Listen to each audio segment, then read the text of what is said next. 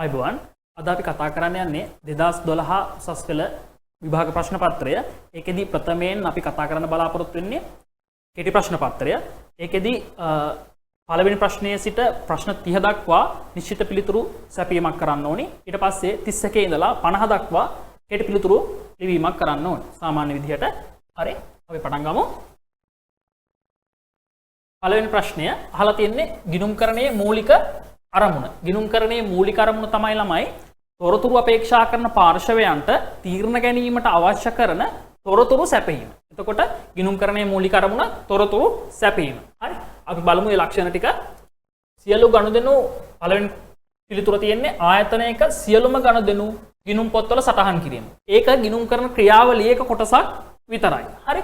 ආයතනයක ගනුදෙනු සටහන් කිරීම, වර්ග කිරීම, සාරාංශ කිරීම.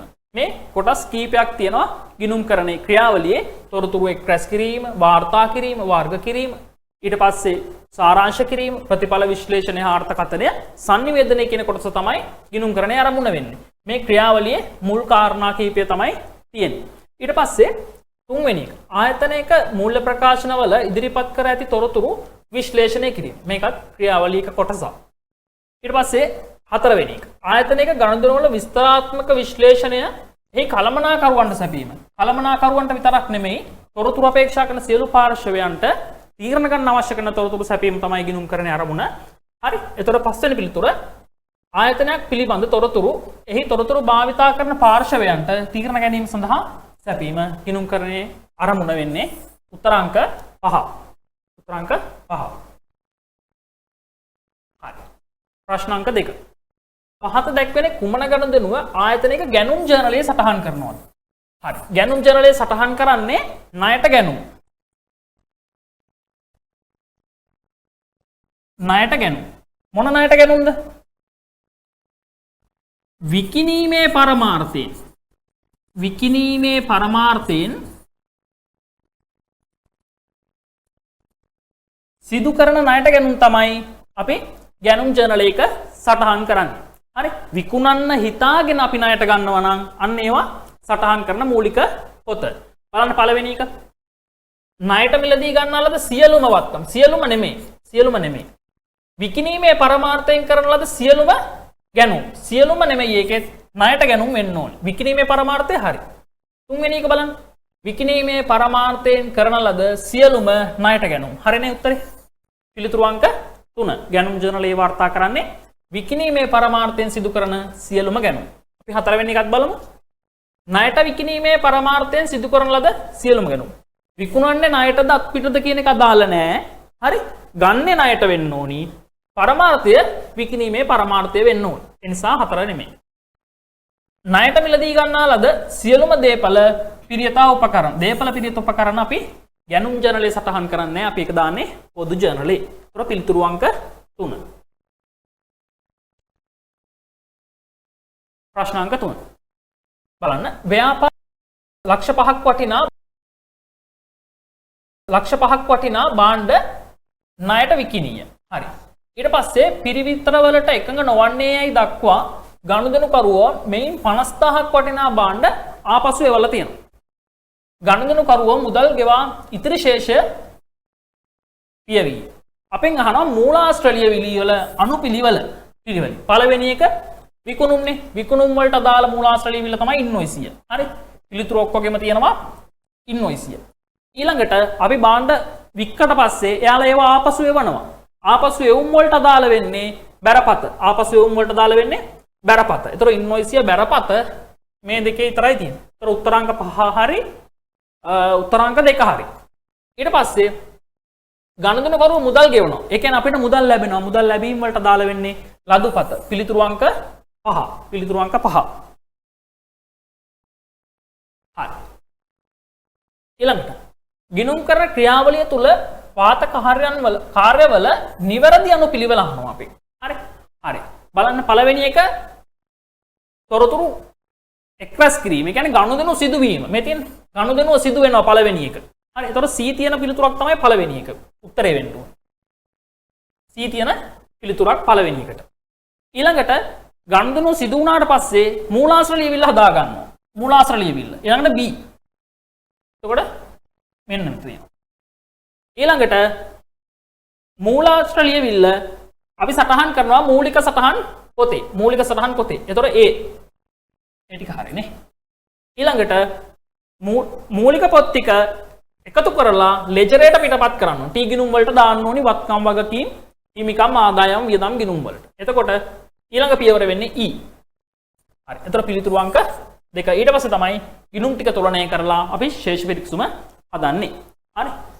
හතරවෙනි උත්තරේ පිළිතුරු අංක 2. ඊළඟට පස්වෙනි ප්‍රශ්නේ.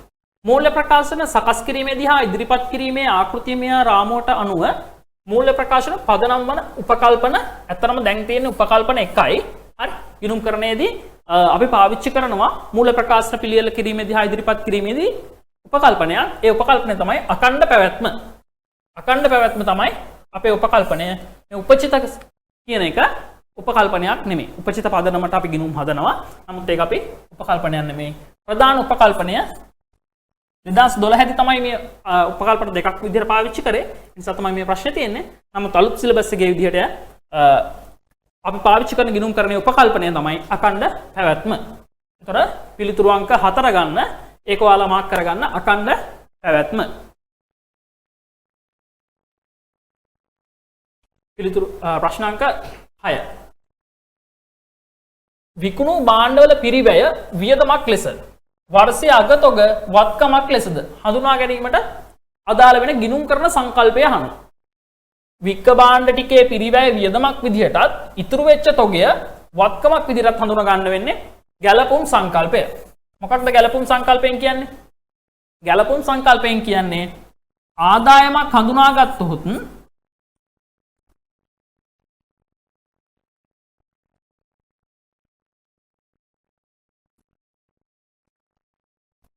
ඊට අදාළ වියදම්ද හඳුනාගත යුතුය. හරි. මොකක්ද ආදායම? විකුණුම් කියන ආදායම හඳුනා ගන්නකොට ඒ වික්ක තොගේ පිරිවැය වියදමක් විදිහට අපි හඳුනා ගන්න ඕනේ. අපි ගැනුම් ටික ගේනවා.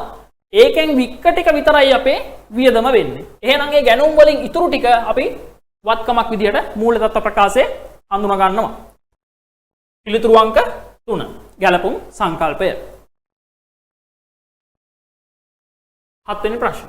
සමාගමක් විසින් අවුරුදු 10කට පෙර ඉඩමක් මිලදී ගත් අතර දැනට එහි සාධාරණගේ ගැනුම් මිල මෙන් 5 ගුණයක් වේ.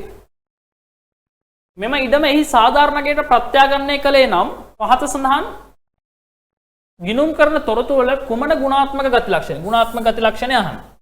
එයින් නිරූපණය කරනවද කියලා අහනවා. හරි. එතකොට අපි ඉඩමක් අරගන්නවා අවුරුදු 10කට පස්සේ ඒක 5 ගුණයකින් වැඩි වෙලා. හරි. අවුරුදු 10කට පස්සේ ඒක 5 ගුණයකින් වැඩි වෙලා. ඒ කියන්නේ වෙළඳපොලේ දැන් තියෙන මිල අපේ පොත්වල තියෙන මිලට වඩා 5 ගුණයක් වැඩි. එතකොට අපි ගුණාත්මක ලක්ෂණය වෙන්නේ අදාළ බව, තොරතුරු අදාළ වෙන්න ඕනි. තීරණ ගන්න පාර්ශවයන්ට දීලා තියෙන තොරතුරු ටික අදාළ වෙන්න ඕනි. එතකොට ඉඩම අපි ගත්තේ අවුරුදු 10කට කලින් ගන්නට අපි හිතමු ලක්ෂයක් කියලා. එතකොට මේක තමයි දැන් පොත්වල තියෙන්නේ. හැබැයි වෙළඳපොලේ මේ ඉඩම වටිනවා 5 ගුණයක් කියන්නේ ලක්ෂ 5ක්. හරි. එතකොට තීරණ ගන්න පාර්ශවයන්ට වැදගත් වෙන්නේ මෙන්න මේ තොරතුරු. ඒ නිසා අදාළ බව කියන ගුණාත්මක ගති ලක්ෂණය තමයි ප්‍රත්‍යාගණනය තුලින් ආරක්ෂා වෙන්නේ. හරි. එතකොට පිළිතුරු අංක 2. 8 වෙනි ප්‍රශ්නය. ආයතනයක් විසින් යන්ත්‍රයක් නඩත්තු කිරීම සඳහා රුපියල් 8000ක් ගෙවන ලදී. ගිණුම් කරන සමීකරණය පෙන්වන්නද. බලන්න සමීකරණය කොහොමද දෙන්නේ? වත්කම් සමානයි වගකීම් ධන හිමිකම්. හරි. එතකොට 8000ක් ගෙවුවා නම් වත්කම් අඩු වෙනවා මුදල් 8000ක්. නඩත්තු කිරීම සඳහා කියන්නේ වියදම්, හිමිකම අඩු වෙනවා 8000ක්. වියදමක් නිසා හිමිකම අඩු වෙනවා. බලන්න පිළිතුර. රුපියල් 8000කින් වත්කම් අඩු වීම වගකීම් වලට එන්නේ නැහනේ. වත්කම් අඩු වීම වගකීම් එන්නේ නැහැ. වත්කම් අඩු වීම හරි හිමිකම අඩු වීම. පිළිතුරු අංක 3. පිළිතුරු අංක 3. මේ වගේ ප්‍රශ්නයක් ආවොත් සමහර විට මීට වඩා ලොකුවට ගනුදෙනුව දෙන්න පුළුවන්. තව ගනුදෙනු දෙකක් විතර අනිවාර්යයෙන් මේ වගේ චූටි සමීකරණයකට අට වැඩක් යටතේ වලා අදලා ඉවර වෙලා පිළිතුර ගන්න ඕනේ. ඒක තමයි අපිට නිවැරදි පිළිතුර ඉක්මනට හොයාගන්න පුළුවන් වෙන්නේ. අඩු වෙලාවක් තුල ප්‍රශ්නයට පිළිතුර සොයා ගන්න. ඊළඟට ප්‍රශ්න අංක 9. වර්ෂයක් තුලදී තනි ව්‍යාපාරිකගේ ප්‍රාග්ධන කිරීමේ ශේෂය ලක්ෂ 5කින් වැඩි විය. පහත සඳහන් කුමන ගනුදෙනුව මෙම වැඩිවීම පෙන්눔 නොකරේද කියලා අහන්නේ. හරි. වැඩි වෙන්න පුළුවන් ප්‍රධාන හේතු දෙකයි. එකක් තමයි ලාභයක්. ලක්ෂ 5ක ලාභයක් තියෙන්න පුළුවන්. එහෙම නැත්නම් අමතර ප්‍රාග්ධන යෙදවීම.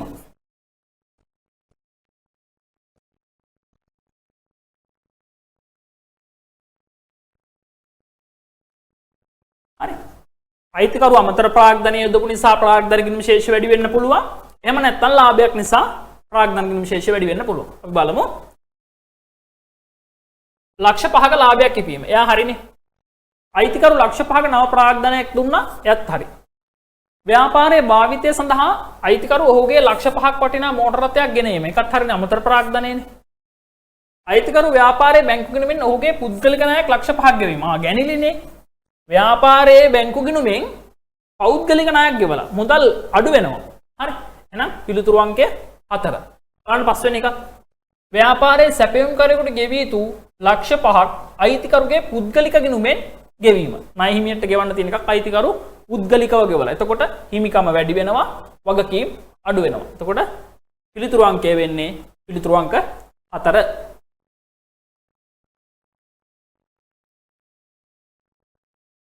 දහවෙනි එක. ආයතනයකේ සියලුම මුදල් ගනුදෙනු බැංකු ගිණුමක් ආශ්‍රයෙන් පවත්වාගෙන යයි. හරි. 2012 1/31 දිනට මාසික බැංකු ප්‍රකාශනයෙහි 270ක බැරශේෂයක් තියෙනවලු.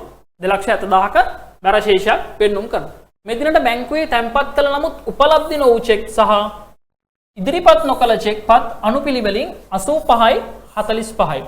ආයතනයේ පොත්වල බැංකු ශේෂය මුදල් ශේෂය අපෙන් අහනවා. හරි. චුටි බැංකු සැලසුමක් හදන්න තියෙනවා. එතකොට විස්තර ලියන්න ඕනේ නැහැ. ඔයා සාමාන්‍ය විදිහට හදාගෙන යන්න. හරි. බැංකු ප්‍රකාශයට අනුව ශේෂය 2,70,000ක් තියෙනවා. 2,70,000. මුලින්ම තියෙන උපලබ්ධ නොවූ චෙක්. එහෙනම් උපලබ්ධ නොවූ චෙක් මෙතන අපි අඩු කරනවා 85. ඊට පස්සේ ඉදිරිපත් නොවූ චෙක් මෙතන අපි එකතු කරනවා 45.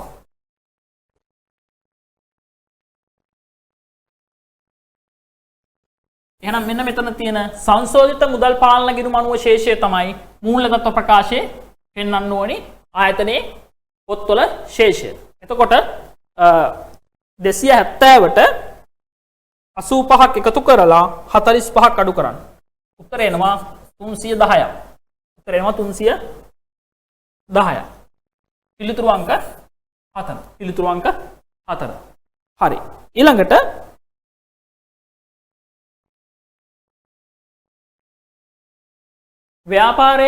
ව්‍යාපාරික ආයතනයක කෙටුම්පත් මූල්‍ය ප්‍රකාශන පිළියෙල කිරීමෙන් පසු පහත දැක්වෙන වැරදි අනාවරණය විය. අපෙන් අහනවා මෙම වැරදි නිසා ආයතනයේ ලාභය අවතක්සේරු වී ඇත. ලාභය අඩු වෙලා තියෙනවලු. ඒ කොච්චරකින්ද කියලා අහනවා. හරි. එතකොට ලාභයට බලපාන ප්‍රධාන අයිතම දෙකයි තියෙන්නේ. මොනවාද? ආදායම් සහ වියදම්. හරි. මේ වැරදි ටිකෙන් ආදායම් වලටයි වියදම් වලටයි බලපාන ඒවා හැරෙන්න අනිත් ඒවා අපිට වඩා නෑ. හරි. අපි බලමු පළවෙනි එක ණයගැතියන්ගෙන් 14500ක මුදලක් 15800ක් ලෙස ණයගැති ගිණුමේ සටහන් වෙලා. හරි. ඒක අපිට ආදායම් වියදම් එකක් නෙමෙයිනේ. ණයගැති ගිණුමක ප්‍රශ්නයක්නේ. ණයට විකුණුම් 25000ක් 2500ක් ලෙස විකුණුම් ගිණුමට බැර කරලා. 25000ක් විකුණුම් බැර කරන්න ඕනේ එක මෙයා බැර කරලා තියෙන්නේ 2500. එහෙනම් තව බැර කරන්න ඕනේ කීයද විකුණුම් ගිණුමට? විකුණුම් ගිණුමට බැර කරන්න ඕනේ 22000 මදි 22500.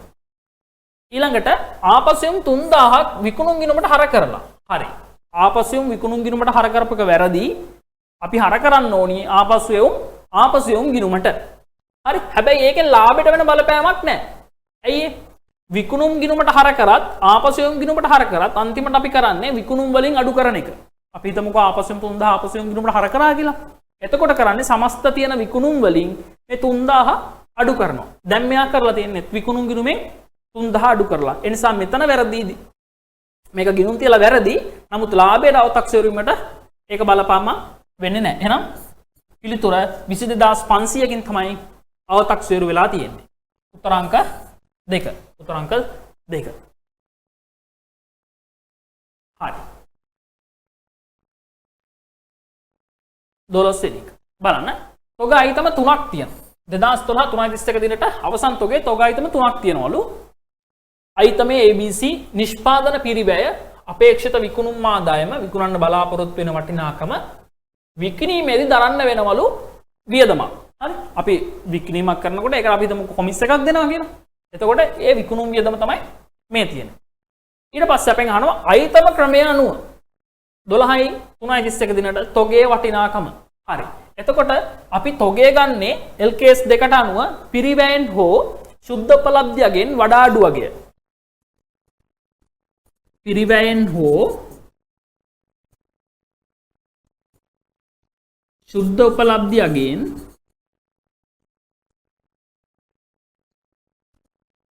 වඩා අඩු වගේ. හරි. අපි බලමු ශුද්ධ උපලබ්ධියගේ අපි හොයා ගන්න ඕනේ.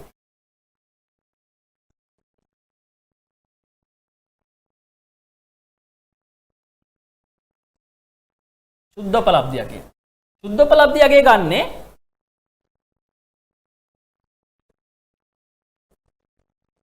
ශුද්ධ උපලබ්ධියගේ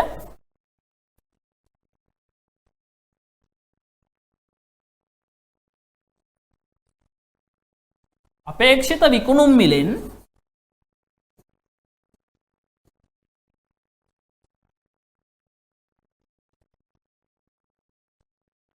අඩු කරනවා ඇස්තමේන්තුගත නියම කිරීමේ වියදම්.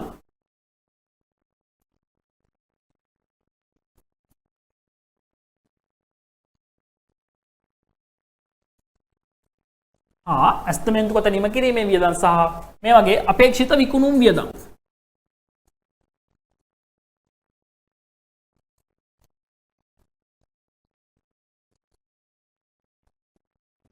අපේක්ෂිත විකුණුම් වියදම්. හරි. දැන් මේ ගානේ විකුණුම් ආදායම තියෙනවා. නිම කිරීමේ වියදමක් නැහැ.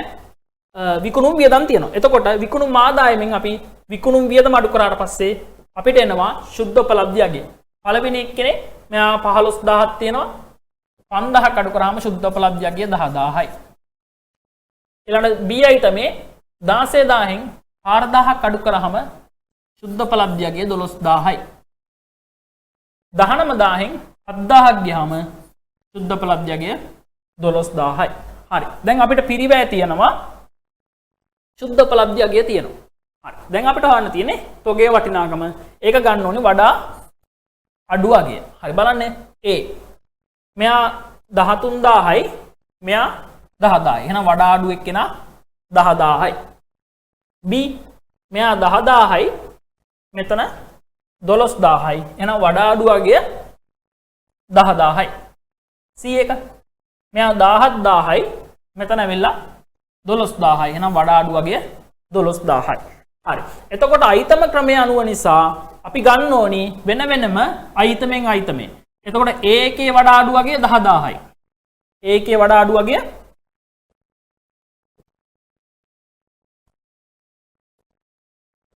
10000යි. B එකේ වඩා අඩු වගේ 10000යි. C එකේ වඩා අඩු වගේ මෙතන ශුද්ධ උපලබ්ධියගේ එන්නේ 12000යි. එතකොට මේ ටික එකතුව තමයි අවසන් තොගේ වෙන්නේ. තියෙනවා 32000ක් අවසන් තොගය. ඒක තමයි අපි මූලදත්ත ප්‍රකාශයේ පෙන්වන්න ඕනි අයිතම ක්‍රමය අනුව තොගය. පිළිතුරු අංක 1. පිළිතුරු අංක 1. හරි. ඊළඟට ප්‍රශ්නාංක දෙකක් තියෙනවා. 13 සහ 14ට පිළිතුරු සපයන්න පහත තොරතුරු දීලා තියෙනවා. හරි. පළවෙනියට වැටුප් සම්බන්ධ තොරතුරු ටිකක් තියෙනවා. කුලී ආදායම සම්බන්ධ තොරතුරු ටික. එහෙනම් ප්‍රශ්න දෙකක් එකට එනවා කියන්නේ අපිට යන වෙලාව වැඩි වෙලාවක් යනවා. ඒ නිසා අපි මේ ප්‍රශ්න දෙකම බලලා එකපාර පිළිතුරු හදන්න පටන් ගන්නවා. එතකොට යන වෙලාව ඉක්මනට අඩු කර ගැනීමක් කරගන්න පුළුවන් අපිට ප්‍රශ්න දෙකටම. හරි බලන්න. 13 වෙනි ප්‍රශ්නයෙන් අහනවා ආදායම් ප්‍රකාශයේ වාර්තා කළ යුතු වැටුප් සහ කුලී ආදායම. වැටුප් වියදමයි කුලී ආදායමයි. 14න් අහනවා ශේෂ පත්‍රය කියන්නේ මූල තත්ත්ව ප්‍රකාශයේ මුළු වගකීම් කොපමණද කියලා. මුළු වගකීම් කොපමණද? හරි. මේකදී අපි කරන්න ඕනේ වැටුප් දීලා තියෙනවා වර්ෂයේදී ගෙවන ලද ප්‍රමාණය ආරම්භක ගෙවිය යුතු අවසාන ගෙවිය යුතු. අපි ගිණුම ගත්තා නම් හරියනේ උපචිත වැටුප්. උපචිත වැටුප්. ආරම්භක තියෙනවා 4000ක් බැර පැත්තෙන් ඊගේ 4000යි. ඊට පස්සේ අවසානයේ තියෙනවා ගෙවිය යුතු 24000. හරෙන් පාගේ 24000යි. හරෙන් පාගේ 24000යි. ගෙවන ලද ගාන තියෙනවා 44ක් මුදල් කියලා. අර කරන්න 44. එතකොට අපිට මෙතෙන්ට එනවා මේක තුලනය කරාම ලාභ ප්‍රකාශයට යන ගාන කීයද? 68යි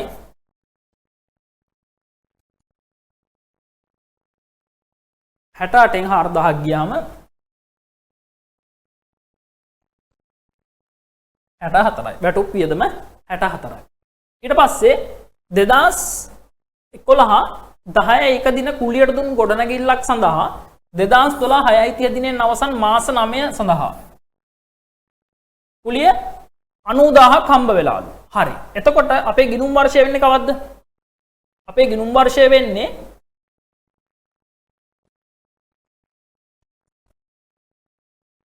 2011 4.1 ඉඳලා 2012 3.31. මේක තමයි අපේ ගිණුම් වර්ෂය. මෙයා මොකද කරලා තියෙන්නේ? 2011 10.1 ඉඳලා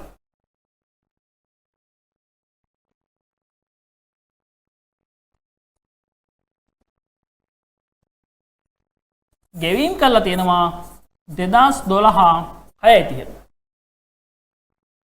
මෙන්න මෙතන මාස 9ක කාලයකට මුදල් ගෙවීම කරලා තියෙනවා. 90000ක්.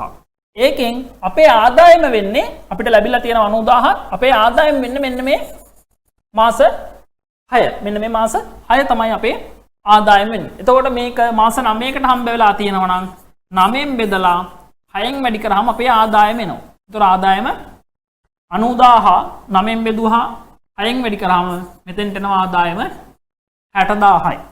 එතකොට මෙන්න මේ ටික කලින් ලද ආදායම්.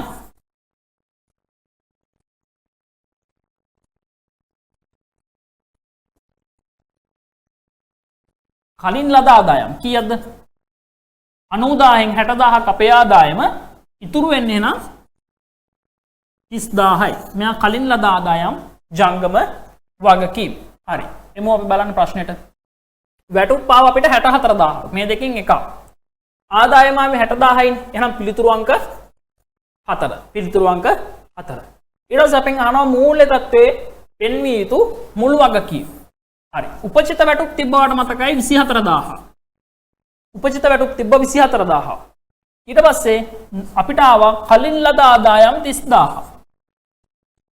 කලින් ලද ආදායම් 30000ක්. එහෙනම් මුළු ගාන 54000ක් මුළු වගකීම් විදියට මූල්‍ය තත්ත්ව ප්‍රකාශයේ පෙන්වන්න ඕනේ. 54000ක් මුළු වගකීම්. හරි. ප්‍රශ්නාංක 15 සහ 16. එතනත් ප්‍රශ්න දෙකක් තියෙනවා. බලන්න. 2011 4.1 දින අමිල සහ කපිල හවුල් ගිවිසුමක් ඇති කරගත්තලු. එක් හවුල්කරුවෙකුට රුපියල් ලක්ෂ බැගින් වාර්ෂික වේතනයක් හිමි වෙනවා. 10% වාර්ෂික පොලියක් යටතේ ප්‍රාග්ධන ශේෂ මත පොලියක් හම්බ වෙනවලු. 3-2 අනුපාතයට ලාභ බෙදා ගන්නවා. අමිලට 3යි කපිලට 2යි. ප්‍රාග්ධන ලෙස අමිල සහ කපිල පිළිවෙලින් රුපියල් ලක්ෂ 4ක් ලක්ෂ 2ක් බැගින් යොදවන ලදී. හරි. හවුල් ව්‍යාපාරයේ 360ක ලාභයක් ඉපිය. පළවෙනි ප්‍රශ්නය අහන ජංගම ගිණුම් ශේෂ. හරි. ඒතර අපි චූටි ජංගම ගිණුමක් සහ විසර්ජන ප්‍රකාශයක් හදා ගන්න ඕනි. දෙවෙනි ප්‍රශ්නයෙන් අපෙන් අහනවා 50000 බැගින් ගැනිලි ලෙසද ලබා ගත්තේ නම්. එතකොට මේ 50000 කලින් ප්‍රශ්නෙට අදාළ වෙන්නේ නැහැ. ප්‍රශ්න අංක 15ට අදාළ වෙන්නේ නැහැ. මොකද අපි 16ට ආව නිසා මේක දැක්කේ. දැන් 15 දී 50000 ගැනිලි නැතුව තමයි හදන්න ඕන. අපෙන් අහනවා හිමිකම කොපමණද? හරි. එතකොට අපිට ජංගම ගිණුමෙන් වැඩේ කරන්න පුළුවන්. හරි. එන්න. මෙන්න මේ විදිහට පොඩි විසර්ජන ප්‍රකාශයක් ගහගමු අපි.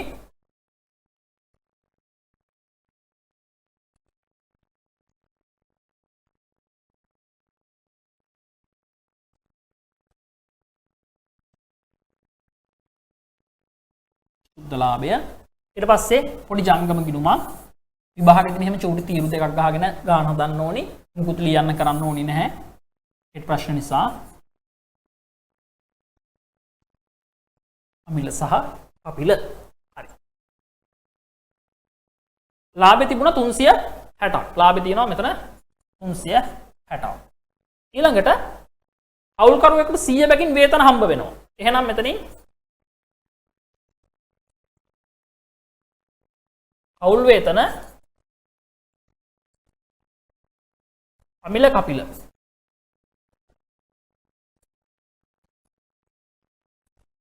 එතකොට මෙතෙන්ට යනවා 160. මෙතෙන්ට දාන්න අවුල් වේතන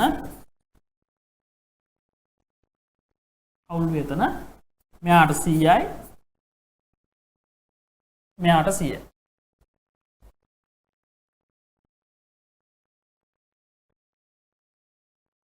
හරි. ඊළඟට 110ක වාර්ෂික පොලියක් ප්‍රාග්ධන ශේෂ මත හම්බ වෙනවලු. මෙතන ප්‍රාග්ධන ශේෂ දීලා තිබ්බා 400ක් සහ 200ක්. එහෙනම් 110 කියන්නේ අමිලට 40යි කපිලට 20යි. මෙතනින් අඩු වෙනවා ප්‍රාග්ධන පොලි.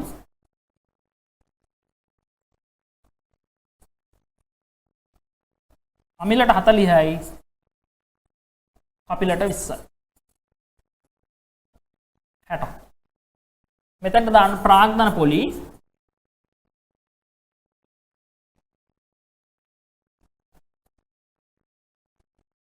අතලියයි 20යි.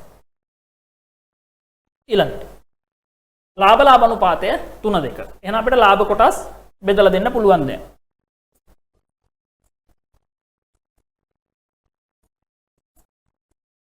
අමිලට 3ක් හම්බ වෙනවා. කපිලට 2ක් හම්බ වෙනවා. එතකොට මෙතන තියෙනවා 100ක්. 100 පහෙන් බෙදුවාම 20යි 20 ඒවා 3ක් 60යි. මෙතන 20 ඒවා 2ක් 40යි. මෙතනත් 100ක් වරහන්. හරි. එතකොට මෙතෙන්ට එනවා ලාභ කොටස් 60ක් සහ 40ක්. හරි. ඔච්චරයිනේ තියෙන ගානේ.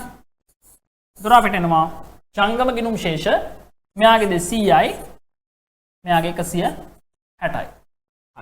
200යි අමිලගේ 200යි අපිලගේ 160යි. හරි. බලන්න 200 සහ 160 පිළිතුරු අංක 3. පිළිතුරු අංක 3. ඊළඟට අපෙන් අහනවා ඊළඟ ප්‍රශ්නේ අවුල් ව්‍යාපාරයේ හිමිකමනේ. එතකොට හිමිකම අපි දන්නවා කොටස් දෙකක් තියෙනවා. එකක් තමයි ප්‍රාග්ධන ගිණුම් ශේෂ.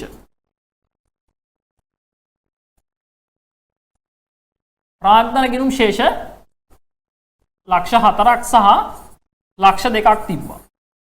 ඒතර ලක්ෂ 6යි. ඊළඟට ජංගම ගිණුම් ශේෂ.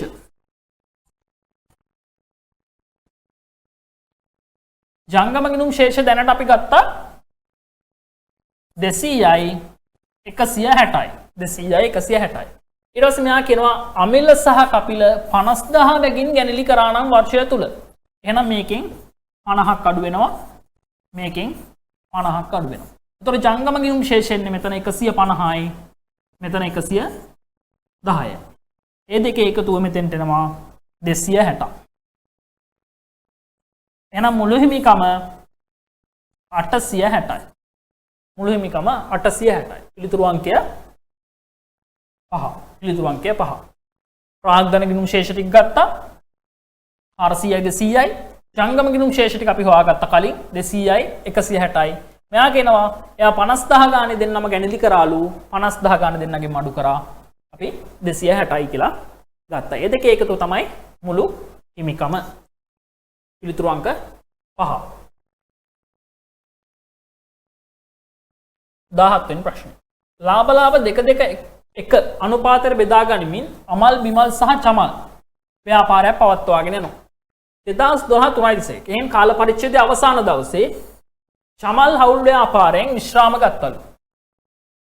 අමල් සහ බිමල් ලාභ 3-2 අනුපාතයට බෙදා ගනිමින් හවුල් ව්‍යාපාරය පවත්වාගෙන යාමට එකඟ වූහ. මෙදිනට හවුල් ව්‍යාපාරයේ කීර්තිනාමය අස්තමේන්තු කරලා තියෙනවා ලක්ෂ 4ක් ලෙස. එය හවුල්කරුවන්ගේ ප්‍රාග්ධන ගිණුම තුලින් ගණපලා නදී. 2012 3:31 දිනට අමල් සහ බිමල්ගේ ප්‍රාග්ධන ගිණුම් ශේෂයන්ට මෙම කීර්තිනාම ගැලපීම කරනු ලබන ශුද්ධ බල. හරි. කොහොමද අපි කීර්තිනාමය ගලපන්නේ? කීර්තිනාමය ප්‍රාග්ධන ගිණුම තුලින් ගලපනකොට නව අනුපාතයට හර කරනවා.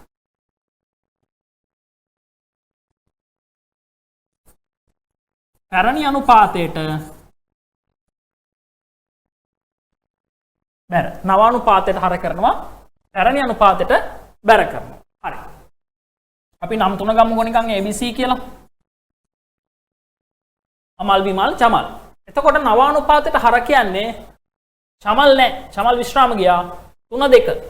400 පහෙන් බෙදුනහම 80යි. 80 ඒවා 3 240යි. ඊට පස්සේ මෙයාට 80 ඒවා දෙකක් 160යි.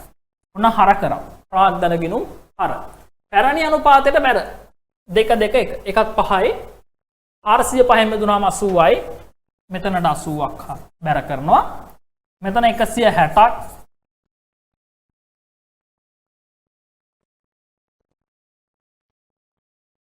බැර කරනවා. ඊළඟට මෙතෙන්ටත් 160ක් බැර කරනවා. ඒතර සුද්ධ ප්‍රතිඵලය මෙයාට 80යි මෙයාට නැහැ. එහෙනම් A ගෙන් තමයි 80ක් අඩු වෙලා තියෙන්නේ. A ගෙන් 80ක් අඩු වෙලා තමයි C ට 80ක් හම්බ වෙලා තියෙන්නේ. එතකොට පිළිතුර අපෙන් අහන්නේ අමල්ට සහ බිමල්ට සිදු කරන බලපෑම. එහෙනම් මේ දෙන්නටනේ බිමල්ට බලපෑමක් නැහැ. එතකොට මෙන්න මේ දෙකෙන් එකක් උත්තරේ. අමල්ගේ 80000කින් අඩුවේ. පිළිතුරු අංක 2. පිළිතුරු අංක 2. මෙතන 80ක් මෙයාගේ අඩු වෙනවා. බිමල්ට බලපෑමක් වෙන්නේ නැහැ. හරි. 18. 2011 4 දිනට සීමිත අමර පොදු සමාගමේ නිකුත් කළ සාමාන්‍ය කොටස් ලක්ෂ 5ක් තිබුණලු. ප්‍රකාශිත ප්‍රාග්ධනය 10000ක් තිබුණා. හරි. ඊට පස්සේ 2011 7 දින කාල පරිච්ඡේදයේ මැදදී සෑම කොටස් 5කට එකක් බැගින් කොටසක් රුපියල් 20ක මිලකට නිකුත් කරලා රඳවාගත් තිබීම ප්‍රාග්ධනිත කරලා තියෙනවා. හරි. ඊළඟට 2012 1 පැවති සෑම කොටස් 6කට එක බැගින් කොටසක මිල 15ක් වෙන විදිහට හිමිකම් නිකුතුවකුත් කරලා. අපෙන් අහනවා මෙම ගනුදෙනු නිසා 2012 3:31 දිනට සමාගමේ හිමිකමෙහි වැඩිවීම. හරි. සමාගමේ හිමිකම වැඩි වෙන්නේ කොටස් නිකුතු වලින් සාමාන්‍ය කොටස් නිකුතුවක් කරොත්.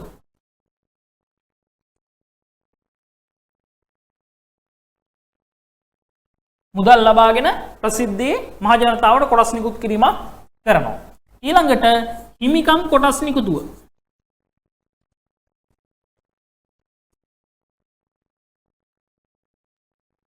හිමිකම් කොටස් නිකුතුව නිසා මුදල් ලබා ගන්නවා ඉන්න කොටස් හිමියන්ගෙන්ම වෙළඳපොලේ පවතින මිලට වඩා අඩු මිලකට කොටසක මිල ලකුණු කරලා අපි කොටස් නිකුත් කිරීමක් කරනවා ඉන්න කොටස් හිමියන්ටම. එහෙම කරලා හිමිකම වැඩි කිරීමක් කරනවා. කොටස් ප්‍රාග්ධනය වැඩි කිරීමක් කරනවා. හැබැයි මෙන්න මේ රඳවාගත් තිබීම ප්‍රාග්ධනිත කිරීම නිසා මොකද වෙන්නේ? තියෙන සංචිතයක් පාවිච්චි කරලා තමයි කොටස් ප්‍රාග්ධනය වැඩි කරන්නේ. එතකොට සංචිත මොනවා වෙනවද? සංචිත අඩු වෙනවා.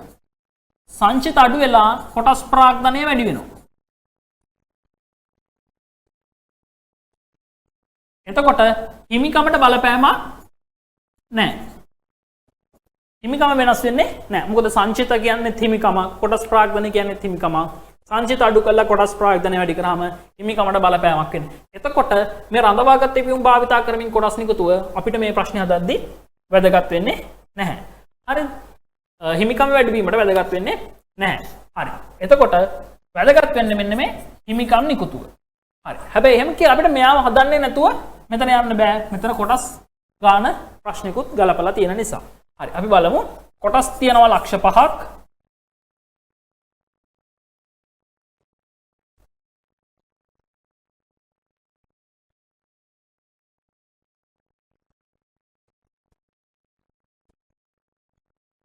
කොටස් ගණන ප්‍රාග්ධනය කොටස් 500යි. ඒකට දාලා ප්‍රාග්ධනය තිබ්බා 10000. මුලින්ම කරන්නේ රඳවාගත් පියුම් ප්‍රාග්ධනිත කරනවා 5න් එකක්. 5න් එකක් කියන්නේ කීයද? 100යි. එකක් 20 ගානේ. හරි.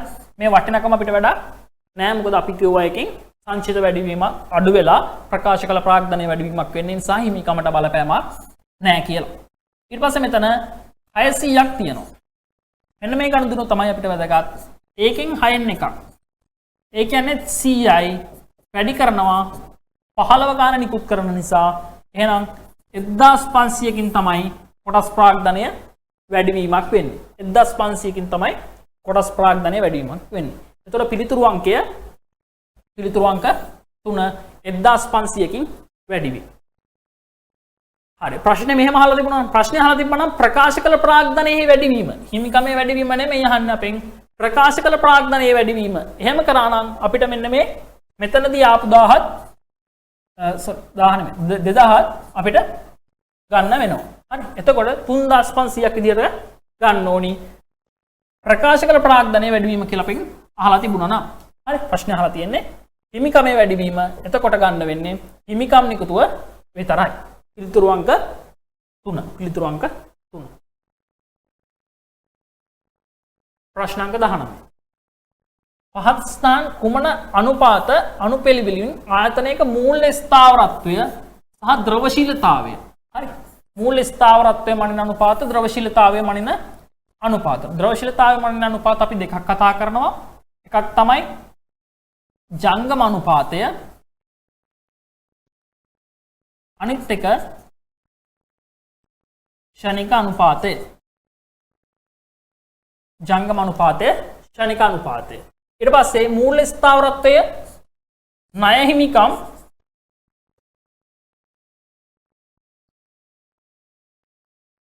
ඊට පස්සේ ණය අනුපාතය හිමිකම් අනුපාතය ඊළඟ එක පොලි ආවරණ අනුපාතය.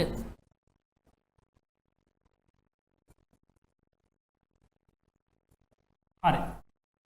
ණය හිමිකම් මෙතන හරි අනුපාතය. ඊට පස්සේ ජංගම අනුපාතය හරිනේ. උත්තර අංක 1. ෂණික අනුපාතය වැරදිනේ පිළිවෙලින් යහන්නේ. මූල්‍ය ස්ථාවරත්ව මුලින් තියෙන්න ඕනේ. පොලි ආවරණ හරි මුළුවත්කම් පිරිවැටුම් කියලා එකක් නැහැ ද්‍රවශීලතාවයට. එහෙනම් තුන්වෙනි එක වැරදි. මුළුවත්කම් ප්‍රතිලාභ කියන එක වැරදි. ජංගම අනුපාතය හරි. ණය අනුපාතය හරි මුළුවත්කම් පිරිවැටුම් වැරදි. එහෙනම් පිළිතුරු අංක 1. පිළිතුරු අංක 1. 20. ණයගතිකු විසින් ශේෂය පිය වූ විට සමාගමේ ජංගම අනුපාතයට සහ ෂණික අනුපාතයට ඇතිවන බලපෑම. මොනවාද මේ ජංගම අනුපාතයයි ෂණික අනුපාතය අතර තියෙන වෙනස? ජංගම අනුපාතය කියන්නේ ජංගම වත්කම් අනු ජංගම වගකීම්. ෂණික අනුපාතය කියන්නේ ෂණික වත්කම් අනු ජංගම වගකීම්. ජංගම වගකීම් එකක් පියවන්න. ජංගම වගකීම් එකක් පියවන්න ජංගම වත්කම් කොච්චර තියෙනවද කියන එක තමයි ජංගම අනුපාතයෙන් කියවෙන්නේ. ෂණික අනුපාතය කියන්නේ ජංගම වගකීම් එකක් පියවන්න ෂණික වත්කම් කොච්චර තියෙනවද කියලා. හරි. එතකොට ණයගතිකු ශේෂ පියවීමට මුදල් ගෙවුවොත් අපි බලමු මෙන්න මේ දෙන්න අතර වෙනස. ජංගම වත්කම් හා ෂණික වත්කම්. ජංගම වත්කම් වලින් අඩු කරන්න ඕනි අවසන් තොගය සහ කලින් කළ ගෙවීම. ඉදිරියට ගෙවීම කරලා අපි ගාව වත්කමක් විදිහට අපි දාලා තියෙනවනේ ඒක අඩු කරන්න ඕනි. එතකොට එන උත්තරයට අපි කියනවා ෂණික වත්කම් කියලා. හරි. එතකොට ණයගැතියෙක්ගේ මුදල් ලැබෙනකොට මුදල් සහ ණයගැති කියන දෙන්නම මේ ජංගම වත්කම් අස්සේ ඉන්නවා. ඒ වගේම ෂණික වත්කම් අස්සෙත් එයා ඒ විදිහටම ඉන්නවා. ඒ නිසා මේ දෙකටම වෙන්නේ එකම බලපෑමක්. එක්ක අඩුවේ නැත්නම් වැඩිවේ නැත්නම් වෙනස් නොවේ. හරි. අපි පොඩි උදාහරණයක් දාලා බලමු. අපි ගමු ජංගම වත්කම් අපි ගාව 1000ක් තියෙනවා. මෙතන 500ක් තියෙනවා ජංගම වගකීම්. ෂණික වත්කම් අපි ගමු 800ක් තියෙනවා. මෙතන 500යි. අපි හිතමු 300ක ණයගැතියෙක් මුදල් දෙනවා. 300ක ණයගැතියෙක් මුදල් දෙනවා. හරි. එතකොට දැන් අනුපාතය තියෙන්නේ 2:1. මෙතන 800 මේ විදිහට එනකොට මේක අන්තිමට 1 වෙන්න ඕනේ. එතකොට 1.6ක්. හරි. ඔය විදිහට තමයි අනුපාතය තියෙන්නේ. 300ක ණයගැතියෙක් මුදල් ගෙවුවාම මෙතන 300ක් අඩු වෙලා 300ක් වැඩි වෙනවා. ඒ කියන්නේ මෙතන වෙනසක් නැහැ. මේකට වෙනසකුත් නැහැ. ඒතර මේ අනුපාතය මොනව වෙනවද? වෙනස් වෙන්නේ නැහැ. මෙතන 300ක ණයගැතියෙක් ආයෙ මුදල් ගෙවනවා. ඒතර මුදල් වැඩි වෙනවා 300ක් ණයගැතිය අඩු වෙනවා 300ක්. එහෙනම් මෙතන වෙනසකුත් නැහැ. හරි. ඒතර මේ අනුපාතය වෙනස් වෙන්නේ නැහැ. ඒ කියන්නේ ණයගැතියෙකු ශේෂය පියවන්න සල්ලි දුන්නොත් ජංගම අනුපාතේවත් ෂණික අනුපාතේවත් වෙනස් වෙන්නේ නැහැ. එහෙනම් පිළිතුරු අංක 5. දෙකම වෙනස් නොවේ. හරි. ප්‍රශ්නාංක 21. 2012 3.31 දිනෙන් අවසන් වර්ෂය සඳහා සමාගමක් සම්බන්ධ තොරතුරු දීලා තියෙනවා. ණයට විකුණු ණයගැතියන්ට දුන් වට්ටම් බෝල් ණය කපා හැරි ආපසු යොමු වර්ෂය තුල ණයගැති ශේෂය අඩුවීම. ඒ කියන්නේ ආරම්භක ශේෂය 100ක් තිබුණා නම් අවසාන ශේෂය 80කින් අඩු වෙලා. එහෙනම් අවසාන ශේෂය තියෙන්නේ 20යි. අවසාන ශේෂය 20. අපිට කැමති ලක්ෂණයක් එතන දාගන්න පුළුවන්. අපි තුන් 500ක් තිබුණා කියලා 80කින් අඩු වෙලා නම් මෙතන තියෙන්නේ 420යි. ඒ විදිහට. හරි. අපෙන් අහනවා ණයගැතියන්ගෙන් ලද මුදල. හරි. ඒ කියන්නේ අපි ණයගැති ගිණුමක් ගෙවුවා නම් උත්තරේ ගන්න පුළුවන්. ණයගැති පා ගන්න. අර වගේම අපි ආදේශ කරගමු ඉලක්කමක් අපි 100 ගමු. ආරම්භක ශේෂය ඊගේ ශේෂය 100යි. ණයට විකුණුම් තියෙනවා. විකුණුම් 780යි. දුන් වට්ටම් තියෙනවා 65යි.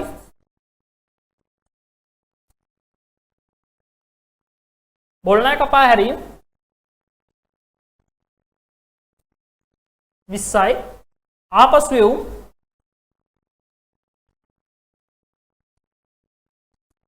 35යි. ණයගැතියන්ගේ අවසාන ශේෂය අපි හදාගත්තා. ආරම්භක 100 නම් අවසාන 20යි. ආගේ ශේෂය. එතකොට මෙතෙන්ට එනවා මුදල් කියලා. ණයගැතියන්ගෙන් ලද මුදල 780යි 100යි මෙතන සමාන වෙනවා 880ට 65යි 20යි 35යි අඩු කරාට 20යි ආය අඩු කරා 740 එනවා ණයගැතියන්ගෙන් ලද මුදල. පිළිතුරු අංක 5. අතන 500 420 දාලා බලමු. එහෙම දැම්මත් ඒ උත්තරේම තමයි එන්නේ. ඒතකොට මෙතෙන්ට 500යි 780යි මෙතෙන්ට 65යි 20යි 35යි මෙතන 20යි. තුලනය කරාට පස්සේ මෙතෙන්ට එන්නේ 740 මෙතන 420 තුලනය කරාට පස්සේ මෙතෙන්ට එන්නේ 740යි. හරි.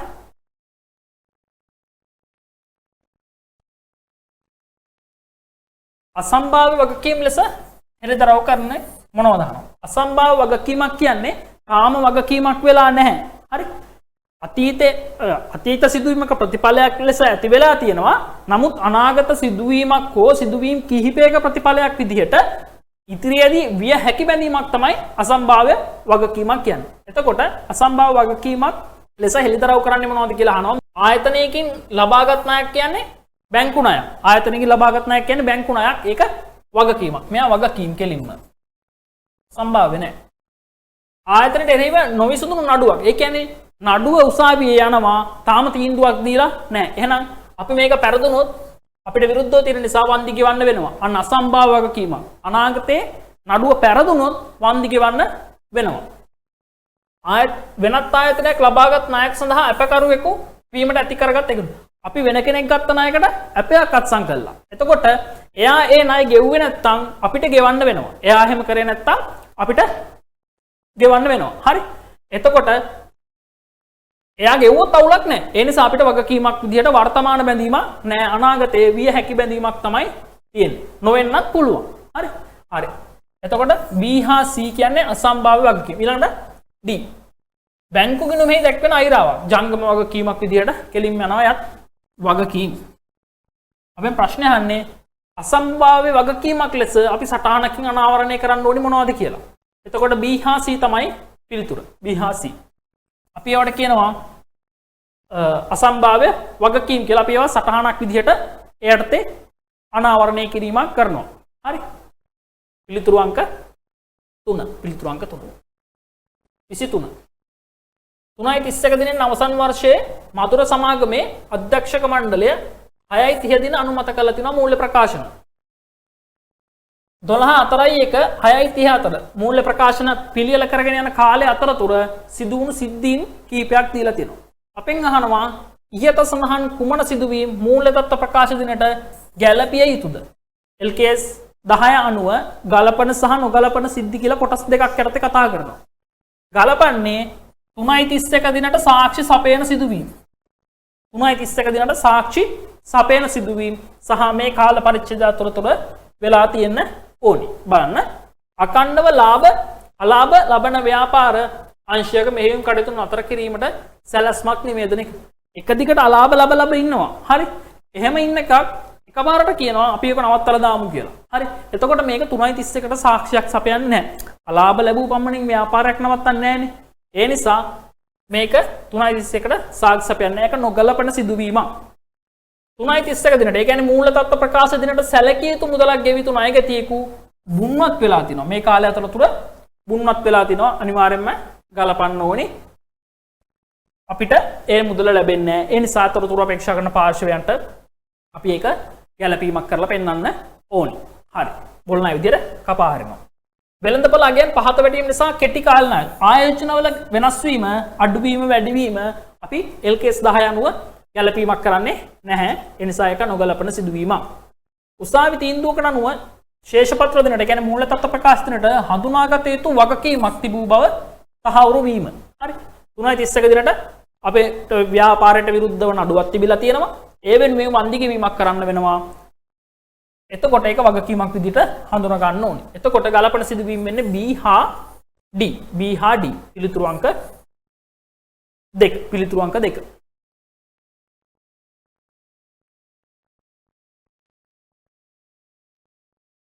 ප්‍රශ්න අංක 27. ගොඩනැගිල්ලක අපේක්ෂිත ඵලදායී ජීව කාලය සංශෝධනය කළ විට වත්කමේ වාර්ෂික ෂයවල ඇතිවන වෙනස මූල්‍ය ප්‍රකාශනවල වාර්තා කරන්න. හරි. මේ බලන්න. ඵලදායී ජීව කාලය කියන්නේ ඇස්තමේන්තුවක්.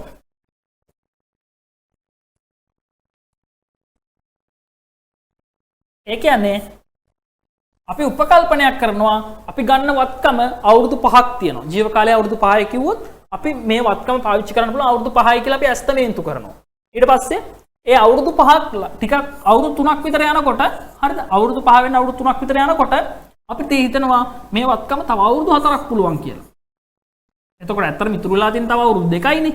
නමුත් තව අවුරුදු 4ක් පුළුවන් කියලා. ඒතර ඇස්තමේන්තු වෙනස් වෙනවා නවතොරතුරු දත්ත මත. හරි. අන්න එහෙම සංශෝධනය කරාම ජීව කාලය වත්කමේ ෂෙයා වලට මොකද වෙන්නේ? ඇස්තමේන්තුවක් වෙනස් කළොත් ඒක මූල්‍ය ප්‍රකාශනවල වර්තමාන වර්ෂයට හා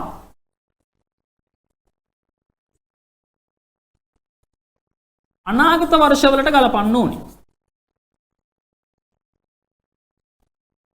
හරි මේ වෙනස් කිරීම කලේ කාල පරිච්ඡේදයේ අවසානයේ නම් ඉදිරි වර්ෂයට ගැලපීමක් කරන්න ඕනි. ආරම්භයේ කළා නම් හෝ මැද කාල පරිච්ඡේද අතරතුරදී කළා නම් ඒ අදාළ කාල පරිච්ඡේදයට ප්‍රවර්තන වර්ෂයටයි අනාගත වර්ෂවලටයි වර්ෂයේ ශ්‍රේ ගලපද්දී ඵලදායී ජීව කාලය සංශෝධනයේ ඉලක්කම තමයි ගලපන්නේ. හරි බලමු අපි උත්තර.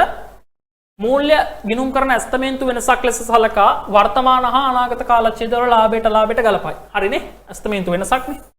වර්තමාන සහ අනාගතයට ගලපනවා. ගිණුම් කරන ඇස්තමේන්තු වෙනසක් ලෙස සලකා රඳවාගත් පියුම් වලට යන්නේ වරදක් ලෙස සලකා වරදක් නෙමෙයි ඒක ඇස්තමේන්තුව. වරදක් නෙමෙයි. ප්‍රතිපත්ති වෙනසක් නෙමෙයි. ප්‍රතිපත්තිය නෙමෙයි ඵලදායී ජීව කාලය කියන එක ඒක ඇස්තමේන්තුව. ඒතර පිළිතුරු අංක 1. 25 2010 3:31 දින සමාගමක් 1300ක පිරිවැයකට ඉඩමක් මිලදී ගත්තා. 11 3:31 දින මෙම ඉඩම සාධාරණගේ වූ 1100කට ප්‍රත්‍යාගන්නය කළා. 1300කට ගත්ත ඉඩම 1100කට ප්‍රත්‍යාගන්නය කරනවා. ආය 12 3:31 නැවත එහි සාධාරණගේ 1600කට ප්‍රත්‍යාගන්නය කිරීමක් කරලා තියෙනවා. බලන්න. මේක ගන්න 2010 3:31 1300කට ඊට පස්සේ 2011 3:31 1100කට ප්‍රත්‍යාගන්නය කරනවා. නම් ප්‍රත්‍යාගන අලාභයක්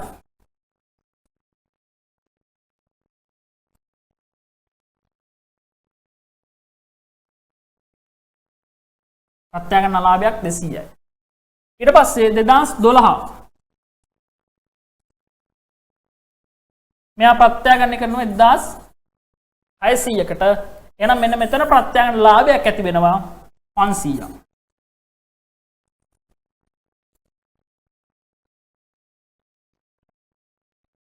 ප්‍රත්‍යාගන ලාභය 500යි.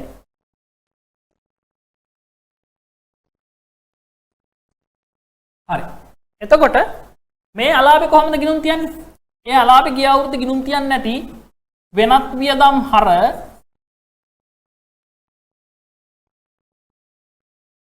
ඉඩම් ගිණුම බැර. හරි.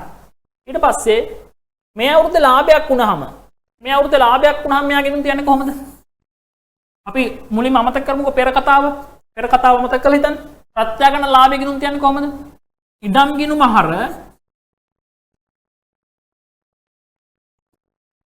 පන්සීයයි වෙනත් විස්තීර්ණ ආදායම් බැර.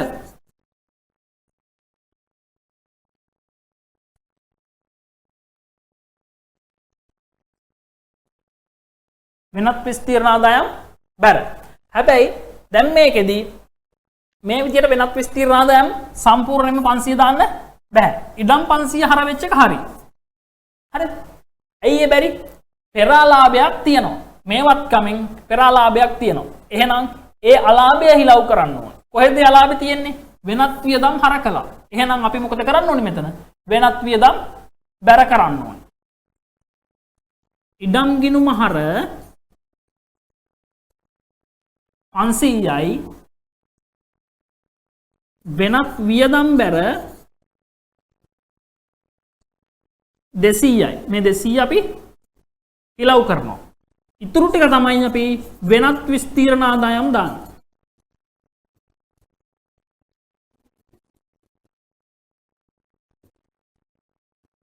වෙනත් විස්තීර්ණ ආදායම් බැර 300යි. හරි. එන්න බලන්න පිළිතුරු 2011 3:31 දිනට. එහෙනම් වියදමනේ ලක්ෂ 2ක අලාභයක් හඳුනාගනි. හරිනේ. මෙන්න මේ තුනෙන් එකක්. ඊළඟට 12 3:31කට 200ක ලාභයක් හඳුනා ගන්නවලු 300ක ප්‍රත්‍යාගන්න සංචිතයක්. හරිනේ. 200ක ලාභයක් කියන එක වෙනත් වියදම් වලට යනවා. වෙනත් වියදම් අඩු වෙනවා. ඊට පස්සේ ප්‍රත්‍යාගන්න සංචිතයක් කියන එක වෙනත් විස්තීර්ණ ආදායම් වලට ගිහිල්ලා ඒ හරහා ප්‍රත්‍යාගන්න සංචිතයට යනවා. මේක වැරදි. පෙර කතාවක් තිබුණ නැත්නම් මේක හරි. මෙයා වැරදි. ඊට පස්සේ 200ක ලාභයක් හඳුනා ගන්න අතර ඉදිරි 300 ප්‍රත්‍යක්ෂ සංචිතයක් ලෙස සැලකනු ලබයි. මේ කැලේ හරි. නමුත් මෙතන වැරදි. ඒ නිසා පිළිතුරු අංක 1. පිළිතුරු අංක 1. 2011 3.31ට ලක්ෂ 2ක ලාභය. 12 3.31ට වෙනත් වියදම් අඩු කරනවා ලක්ෂ 2ක. ලක්ෂ 3ක වෙනත් විස්තීර්ණ ආදායමක් යටතේ ප්‍රත්‍යක්ෂ සංචිතයක් හඳුනා ගන්නවා. ඊට පස්සේ 26 නිෂ්පාදන පිරිවැය සමාන වන්නේ මොකටද දානවා. නිෂ්පාදන පිරිවැය අපි මෙහෙම ගමු.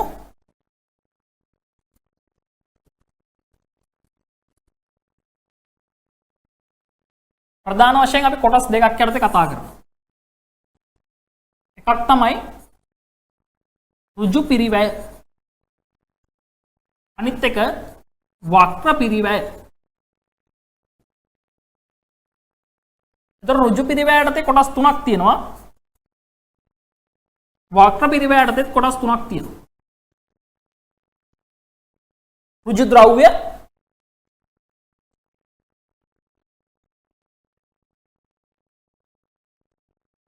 ඍජු ශ්‍රමය,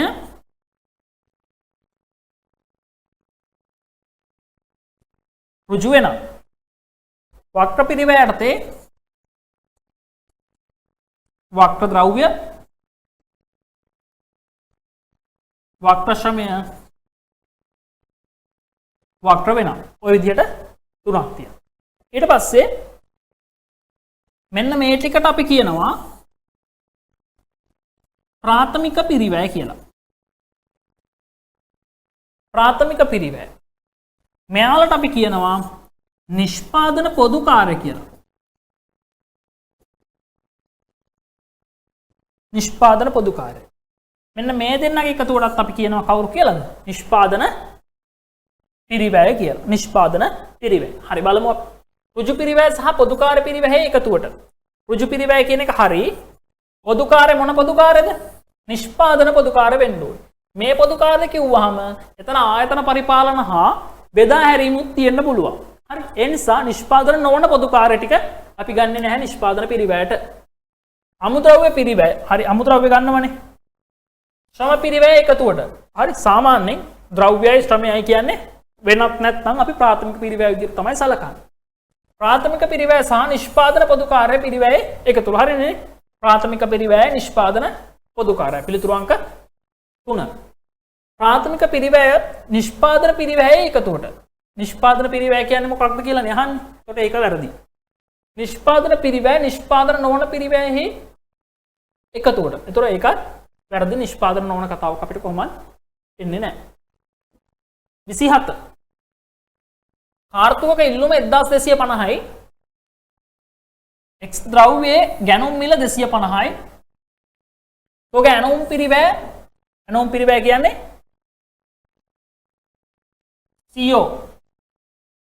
හරි. ඊට පස්සේ තොක රඳවා ගැනීමේ පිරිවැය ගැනුම් මිල 110ක්. ගැනුම් මිල ඇවිල්ලා 250න්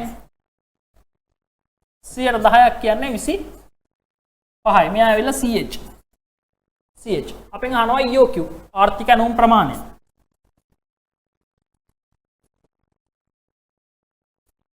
දෙකයි D CO බෙදීම CH. D කියන්නේ වාර්ෂික ඉල්ලුම.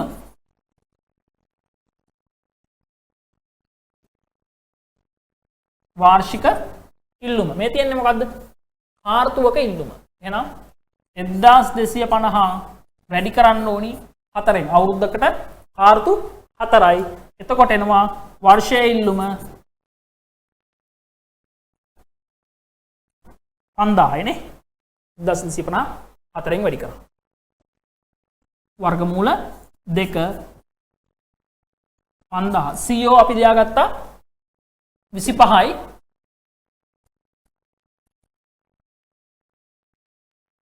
CH එකත් අපි හොයාගත්තා 110යි ගැනුම් මිලෙන්. එකත් 25යි. හරි. මේක තුලණය කරාට පස්සේ පිළිතුර එනවා.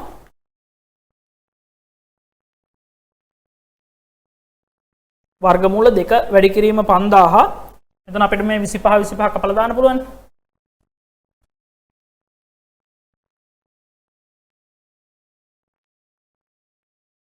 ඒතර 10000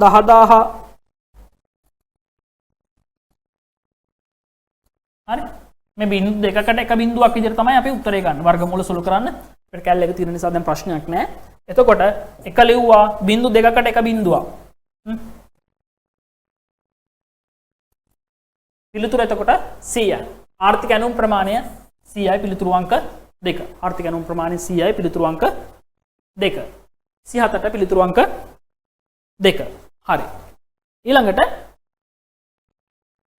28 සමාගමක් විසින් තනි භාණ්ඩයක් නිපදවා විකුණනු ලබයි. භාණ්ඩයේ විකුණුම් මිල දීලා තිනවා 75යි. ඒකකයක විචල්්‍ය පිරිවැය 50යි. ස්ථාවර පිරිවැය මුළු ස්ථාවර පිරිවැය 50000ක් දීලා තිනවා. සමච්ඡේදන ලක්ෂ්‍ය ඒකක සහ විකුණුම් මට්ටම 55000 දී ආරක්ෂිතාන්තිකයේ රුපියල්. මේ ප්‍රශ්න දෙක අහන්න. හරි. එතකොට සමච්ඡේදන ලක්ෂ්‍ය ගන්න කොහොමද අපි?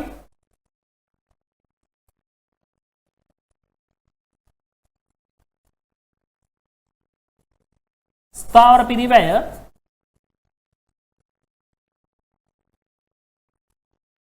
පිරිවැය බෙදනවා අපි ඒකක 10කින්.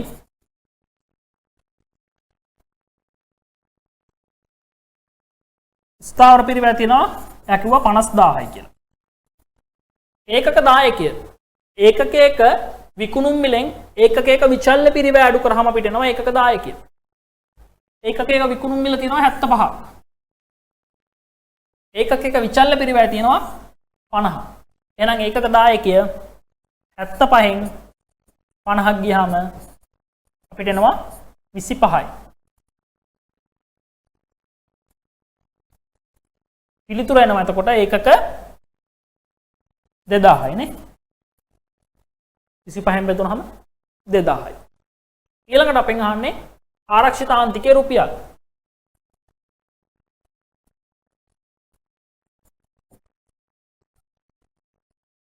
ආරක්ෂිතාන්තිකයේ ඒකක අපි ගමු මුලින්ම. අපේක්ෂිත විකුණුම් ඒකක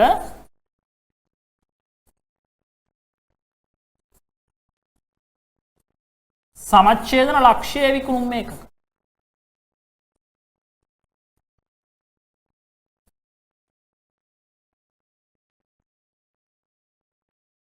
අපේක්ෂිත විකුණුම් ඒකකයක් දීලා තියෙනවා 5000යි කියලා. සමච්ඡේදන අපි හොයාගත්ත 2000යි. එන ආරක්ෂිතාන්තිකයේ ඒකකෙනවා 3000ක්. ආරක්ෂිතාන්තිකයේ ඒකකෙනවා 3000ක්. මෙයා වැඩි කරා නම් හරි ඒකකයක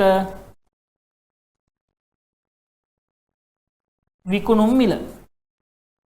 ඒකකයක විකුණුම් මිල. ඒතර ආරක්ෂිතාන්තිකයේ රුපියල් ගාන අපිට එනවා. කීයද? 3000 වැඩි කරන්න විකුණුම් මිල 75යි. පිළිතුර එනවා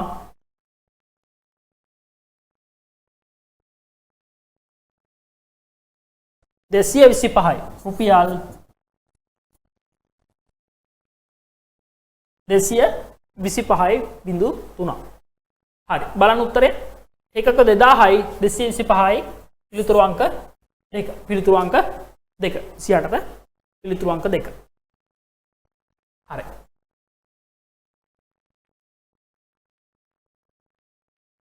ප්‍රශ්න අංක 29. සමච්ඡේදන ලක්ෂයට අදාළව කුමන ප්‍රකාශය නිවැරදිද අහනවා. හරි.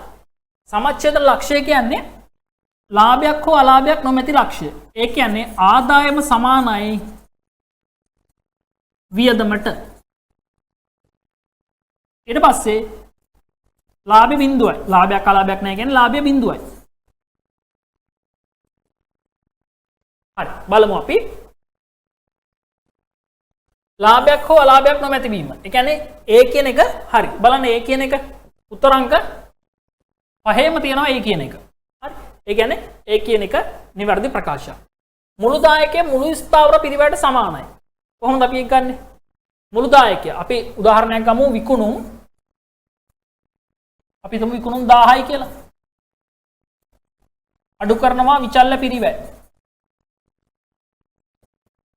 අපි හිතමු 400යි කියලා.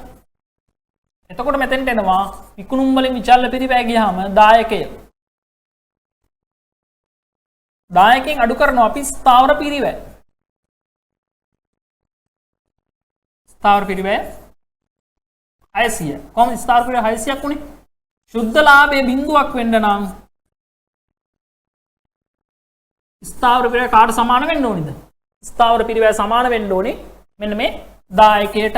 ඒ කියන්නේ මේ දෙන්න අනිවාර්යයෙන්ම සමානයි සමච්ඡේදන ලක්ෂයේදී. හරි. ඒ කියන්නේ මෙයත් හරි. බීත් හරි. මුළු 10 මුළු ස්ථාවර පිරිවැයට සමානයි. ඒතර B තියෙන උත්තරයක් වෙන්න ඕනේ. හරි. ඒතර අපිට මෙයා විතරයි අයින් කරන්න පුළුවන්. හතර අයින් කරන්න පුළුවන්. විකුණුම් ආදායම මුළු පිරිවැයට සමානයි. හරිනේ. අපි මුළු ආදායම මුළු වියදමට සමානයි කියලා තමයි ගන්න පටන් ගත්තේ. ඒ කියන්නේ C කියන එක හරි.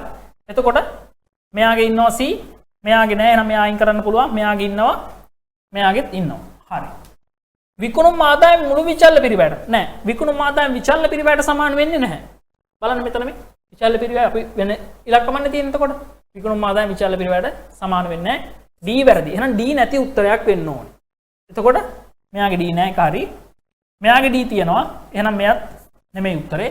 මෙයාගේ D තියෙනවා. එහෙනම් මෙයත් නෙමෙයි උත්තරේ. උත්තර අංකය නම් අනිවාර්යයෙන්ම 1. අපි ඊළඟ එකත් බලලිමු. මුළු ස්ථාවර පිරිවැය මුළු විචල්්‍ය පිරිවැයට සමාන වීම. මුළු ස්ථාවර පිරිවැය මුළු විචල්්‍ය පිරිවැයට සමාන වෙන්නේ නැහැ. එහෙම එකම එක අවස්ථාවක විතරක් වෙන්න පුළුවන්. හරි. අපි හිතමුකෝ මෙතන 1000යි. මෙතන 500යි. ඒ නිසා මෙතනත් 500යි. මෙතනත් 500යි. මෙතන බිඳුවයි. කොහොම වෙවිලා මේ දෙන්න සමාන වෙන්න පුළුවන්. හැබැයි මෙහෙම වෙන්නත් පුළුවන්. 1200යි. මෙයා අපි ගමු 500යි.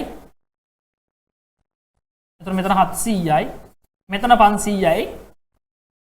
මෙතන 200යි. එතකොට අපිට නියත වශයෙන්ම මේ දෙන්න සමාන වුණා කියලා අපිට කියන්න බෑ මෙයා සමච්ඡේදන ලක්ෂය කියලා. ඒ නිසා අපි ඒක වැරදි විදිහට තමයි සලකන්නේ. මුළු ස්ථාවර පිරිවැය මුළු විචල්්‍ය පිරිවැයට සමානයි කියන එක අපිට සමච්ඡේද ලක්ෂයද නිශ්චිතව කියන්න බෑ. ඒ නිසා මේක වැරදි. ඒ නිසා ABC තමයි හරි. පිළිතුරු අංක 1. පිළිතුරු අංක 1. clear. හරි. ව්‍යාපෘතියක මුදල් ප්‍රායස්තමේන්තු කිරීමේදී කුමන අයිතම අඩංගු කෙරේද කියලා අහනවා. හරි. එතකොට ව්‍යාපෘති සඳහා අත්පත් කර ගැනීමේ පිරිවැය. ඒක තමයි මුලින්ම ගලාගෙන යාම. මූලික මුදල් ප්‍රවාහය. මුලින්ම ගලාගෙන යනවා ව්‍යාපෘතියේ අපි ආරම්භයේදී යොදන ප්‍රාග්ධනයක් විදියට. යන්ත්‍රශය කියන්නේ මුදල් ප්‍රවාහයක් නෙමෙයි. යන්ත්‍රශය කියන්නේ මුදල් ප්‍රවාහයක් නෙමෙයි. ඒතර B එන්නේ නැහැ. බලන්න උත්තරේ. A තියෙනවා උත්තරාංක 5ෙම. ඒතර හරි එක.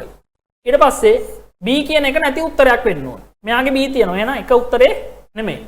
මෙයාගේ B තියෙනවා උත්තරාංක 5ක් නෙමෙයි. ඊළඟ C. යන්ත්‍රවල අපේක්ෂිත සුන්බුන්නගේ. මේ සුන්බුන්නගේ ජීව කාලයේ අවසානයේදී අපිට මුදලට විකුණන්න පුළුවන්. අපි හිතමු යන්ත්‍රයක් ගත්තා නම් අපි ඒ යන්ත්‍රය පාවිච්චි කරලා ජීව කාලයේ අවසානයේදී මේ යන්ත්‍රය සුන්බුන් විදියට අපි විකුණනවා. ඒ ලැබෙන මුදල අපේ මුදල් ප්‍රවාහයක් විදියට සලකන්න පුළුවන්. ඒතර C තියෙන උත්තරයක්. C තියෙන උත්තරය මෙයාගේ නෑ. D අපිට අයින් කරන්න පුළුවන්. උත්තරාංක 4 අයින් කරන්න පුළුවන්. C තියෙනවා. මෙයාගෙත් C තියෙනවා. ඊළඟට නව ව්‍යාපෘතිය නිසා දැරීමට සිදුවන මෙහෙයුම් වියදම්. අලුත් ව්‍යාපෘතිය නිසා අලුතෙන් ගන්නව නම් යන්ත්‍රයක්, ඒ යන්ත්‍රය නිසා දරන්න වෙන වියදම් අපි මුදල් ප්‍රවාහයක් විදිහට සලකනවා. D තියෙන උත්තරයක් වෙන්න ඕනි. මෙයාගේ D තියෙනවා, මෙයාගේ D නැහැ. එහෙනම් මේ උත්තරෙත් අපිට අයින් කරන්න පුළුවන්. එහෙනම් උත්තරාංක 2 තමයි උත්තරේ A, C හා D. ව්‍යාපෘති සම්බන්ධ වෙළඳපොළ සමීක්ෂණයක් දැරීමට දරන ලද වියදම්. වෙළඳපොළ සමීක්ෂණයක් කියන්නේ දැනටමත් අපි කරලා. උදාහරණයක් විදිහට අපි යන්ත්‍රය ගන්න කලින් ගිහින් ඉවරලා පරීක්ෂා කරලා බලනවා මේ යන්ත්‍රය හොඳද කියලා. හොඳ නැත්නම් අපි යන්ත්‍රය ගන්නෙ නැහැ. හරි. එතකොට මේක ගිලුණු පිරිවැයක් විදිහට තමයි සලකන්නේ. දැනටමත් අපි ඒක දරලා ඉවරයි. හරි. වත්කම අත්පත් කර ගැනීමට පෙර. හරි. ඒ නිසා අපි ඒක ව්‍යාපෘතිය ආරම්භ කිරීමට පෙර අපි සමීක්ෂණ වියදම් දරලා ඉවර නිසා අපි ඒක අපේ ව්‍යාපෘතියේ මුදල් ප්‍රවාහයක් විදිහට සලකන්නේ නැහැ. හරි. ඒතර මේකෙන්නේ නෑ. ඒතර උත්තර අංක 2 A, C හා D පමණි. ඊළඟට කෙටි පිළිතුරු ලියන්න තියෙන්නේ. දැන් නිශ්චිත පිළිතුරු ටික අපි උත්තර 5 තෝරගත්තා. දැන් කෙටි පිළිතුරු බලන්න. පහත සඳහන් අංකයන්ට අදාළව මූල්‍ය ගිණුම්කරණය කළමනාකරණ ගිණුම්කරණය අතර වෙනස. හරි. එයා දීලා තියෙන අංගයන් ඒකට අදාළවයි අපි තෝරන්න ඕනේ. තොරතුරු භාවිතා කරන්නත් මූල්‍ය ගිණුම් කරන්නේදී අපි ගන්න පුළුවන් සියලුම පාර්ශව. සියලුම පාර්ශව කළමනාකරණ ගිණුම් කරන්නේදී අපිට කළමනාකරුවන් කෙනෙක්ට මේකට කියන්න පුළුවන් අභ්‍යන්තර පාර්ශව කියලා. තොරතුරු භාවිතා කරන්නේ සියලුම පාර්ශව භාවිතා කරනවා කළමනාකරුවන් එහෙම නැත්නම් අභ්‍යන්තර පාර්ශව. වාර්තා කිරීමේ වාර ගණන සාමාන්‍යයෙන් වර්ෂයකට වරක්.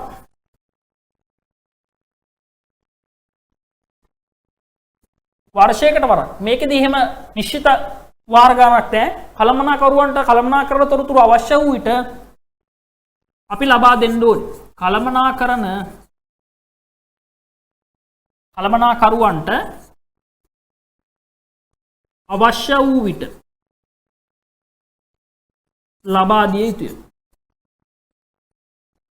එහෙම නැත්නම් මෙතන ලියන්න පුළුවන් වාර ගණන නිශ්චිත නැත.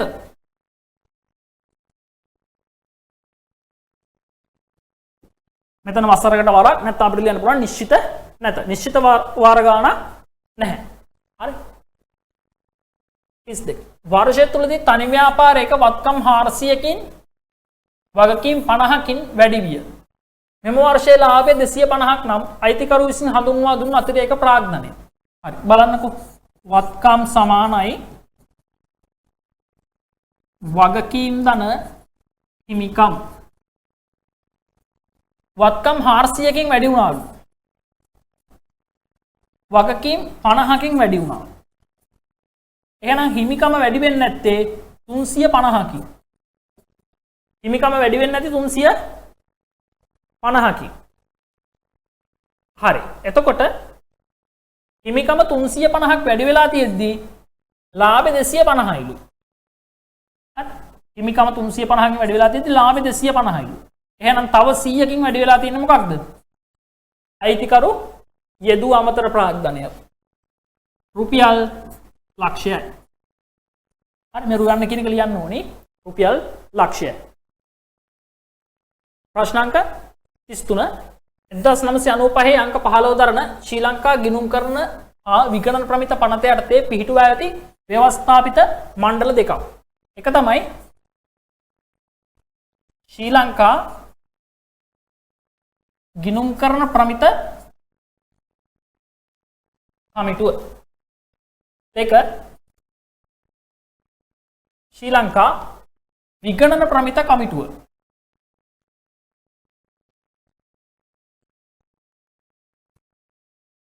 හරි. ඊළඟ තුන්වෙනි එක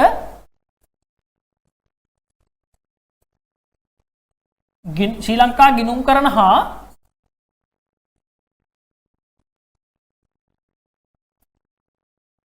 විගණන ප්‍රමිත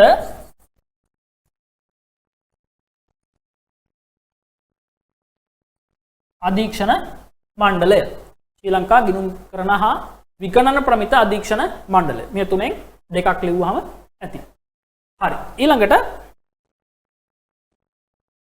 පහත දැක්වෙන සිදුවීම් වලදී ආයතනයක් විසින් අනුගත වන ගිණුම් කරන තොරතුරු වල ගුණාත්මක ගති ලක්ෂණ කවරේද? හරි.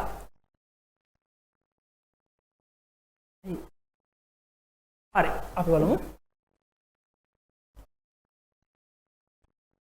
ගුණාත්මක ලක්ෂණ ප්‍රධාන කොටස් දෙකයි. එකක් තමයි මූලික ගුණාත්මක ලක්ෂණ, අනිත් එක වැඩි දියුණු කිරීමේ ගුණාත්මක ලක්ෂණ.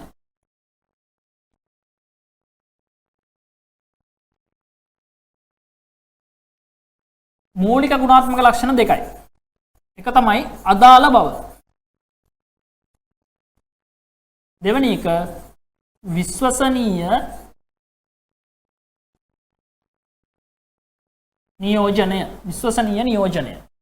මේ මූලික ගුණාත්මක ලක්ෂණ වල තවදුරටත් වැඩි දියුණු කරන්න තමයි මේ මූලික ගුණාත්මක ලක්ෂණ තවදුරටත් වැඩි දියුණු කරන්න තමයි මේ වැඩි දියුණු කිරීමේ ගුණාත්මක ලක්ෂණ ඇති කරලා තියෙන්නේ. ඒතර වැඩි දියුණු කිරීමේ ගුණාත්මක ලක්ෂණ පළවෙනි එක අවබෝධ කරගත හැකි බව.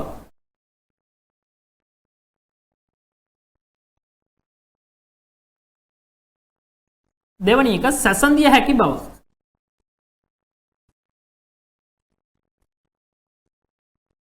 තුන්වෙනි එක සත්‍යාපනය කළ හැකි බව.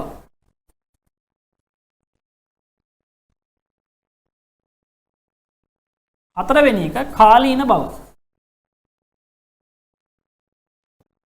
හරි.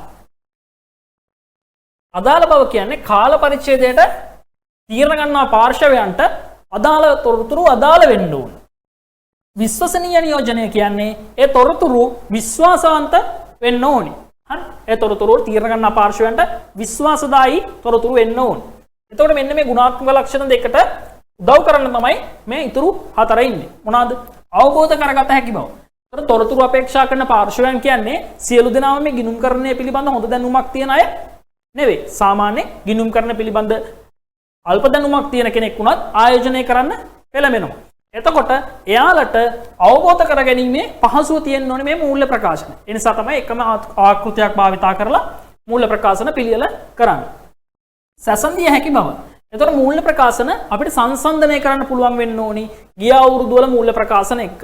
ඊට පස්සේ අපේ හා සමාන වෙනත් ව්‍යාපාර එක්ක සංසන්දනය කරලා තීරණ ගන්න පුළුවන් වෙන්න ඕනි කොයි ව්‍යාපාරෙද හොඳ කියලා. ඊට පස්සේ සත්‍යාපනය කළ හැකි බව.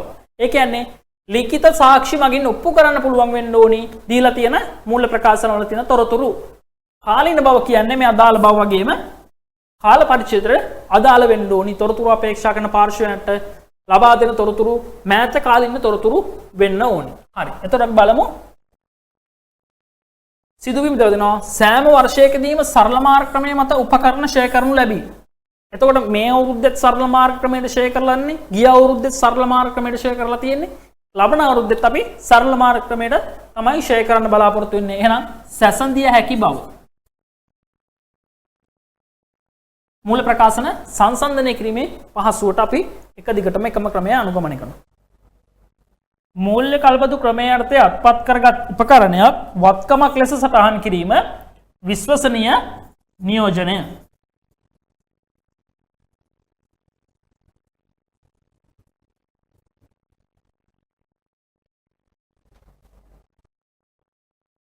ඊළඟට 35 පහත දැක්වෙන්නේ එක් එක් අවස්ථාවට වඩාත් සම්බන්ධ ගිණුම් කරන සංකල්පය දක්වන්න.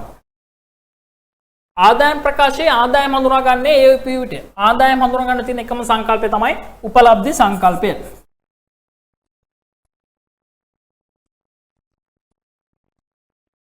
උපලබ්ධි සංකල්පය. මූල්‍ය ප්‍රකාශන පිළියෙල කිරීමේදී සමාගමක ජීවකාලයේ මාස 12ක් බැගින් වූ කාල පරිච්ඡේද වලට බෙදා වෙන් කෙරේ. කාලච්ඡේද සංකල්පය.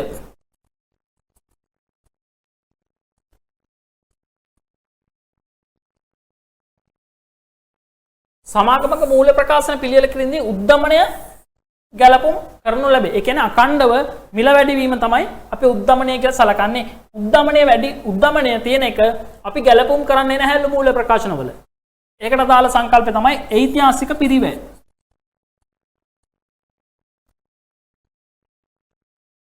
ඓතිහාසික පිරිවැය සංකල්පය. ඓතිහාසික පිරිවැය සංකල්පයෙන් කියන්නේ ඓතිහාසික පිරිවැය සංකල්පයෙන් කියන්නේ අපි ගන්න වත්කමක් අපි හඳුනා ගන්න ඕනේ ඒකේ පිරිවැයට. හරි. ඒතොර මිල වැඩිවීම අපි සටහන් කිරීමක් කරන්නේ නැහැ. ඊට පස්සේ වගකීම් සහතික සම්බන්ධයෙන් මතුවිය හැකි ගෙවීම් සඳහා ප්‍රතිපාදනයක් සමාගම මූල්‍ය ප්‍රකාශන කරනු ලැබේ. හරි. එතකොට ලබන අවුරුද්දේ අපි භාණ්ඩයක් වික්කහම අවුරුද්දක වගකීමක් දෙනවා නම් එයාලා ලබන අවුරුද්දේ භාණ්ඩය කැඩිලා ගෙන આવොත් අපි ඒක හදලා දෙන්න ඕනි. ඒ වෙනුවෙන් වෙන් කිරීමක් කරනවා. එතකොට ඒකෙදි සංකල්ප කීපයක් අදාළයි. එකක් තමයි ආරක්ෂණ සංකල්පය.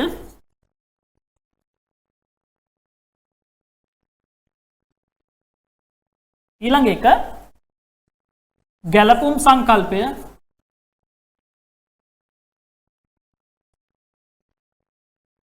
ඊළඟ එක උපචිත සංකල්පය. උපචිත සංකල්පය. හරි. හරි. ඊළඟ ප්‍රශ්නාංක 36. ලාභ ලැබී ඉපීමේ පරමාර්ථයෙන් තොරව පවත්වාගෙන ආයතනයක ලැබීම් ගෙවීම් ගිණුම කියන්නේ මුදල් පාලන ගිණුම ආදායම් වියදම් ගිණුම කියන්නේ අපේ ආදායම් ප්‍රකාශය. ඒවා පිළියෙල කිරීමේ අරමුණ සහ පදනම වෙන් කරලා දක්වන්නලු. අරමුණ ලැබීම් ගෙවීම් ගිණුම පිළියෙල කරන්න අපි සාමාන්‍ය මුදල් පාලන ගිණුමක් හදන විදිහටමයි. ඒකේ අරමුණ තමයි අවසාන මුදල් ශේෂය දැන ගැනීමට.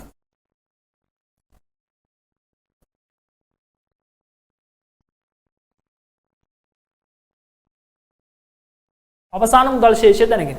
ආදායම් වියදම් ගිණුමක් නැත්නම් ප්‍රකාශයක් හදන්නේ අතිරික්තය හෝ උණතාවය ගණනය කිරීම.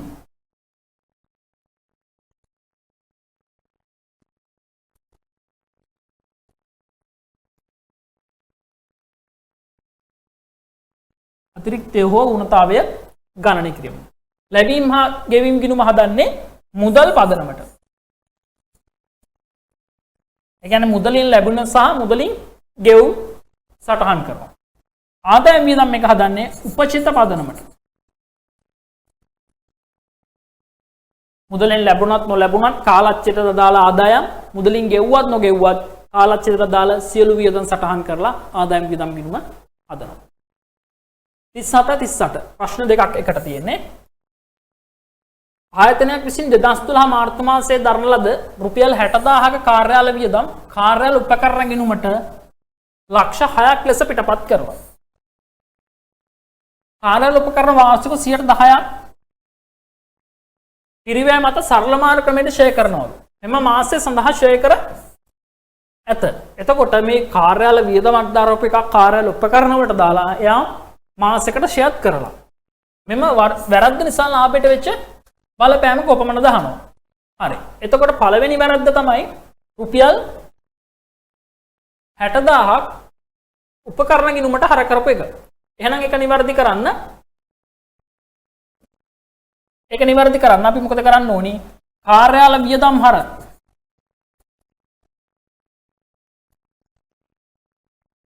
$60,000යි. ඒ කියන්නේ වියදමක් නිසා අපි ලාභ කියලා දා ගන්නවා. ලාභ ඊළඟට බැර කරන්න ඕනි අර කාර්යාල උපකරණ ගිණුම.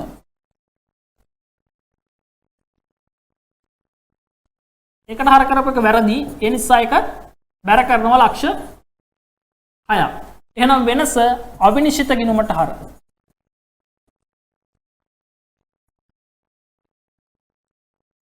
ලක්ෂ 40000යි. හරි. ඊළඟ මොකක්ද වැරද්ද?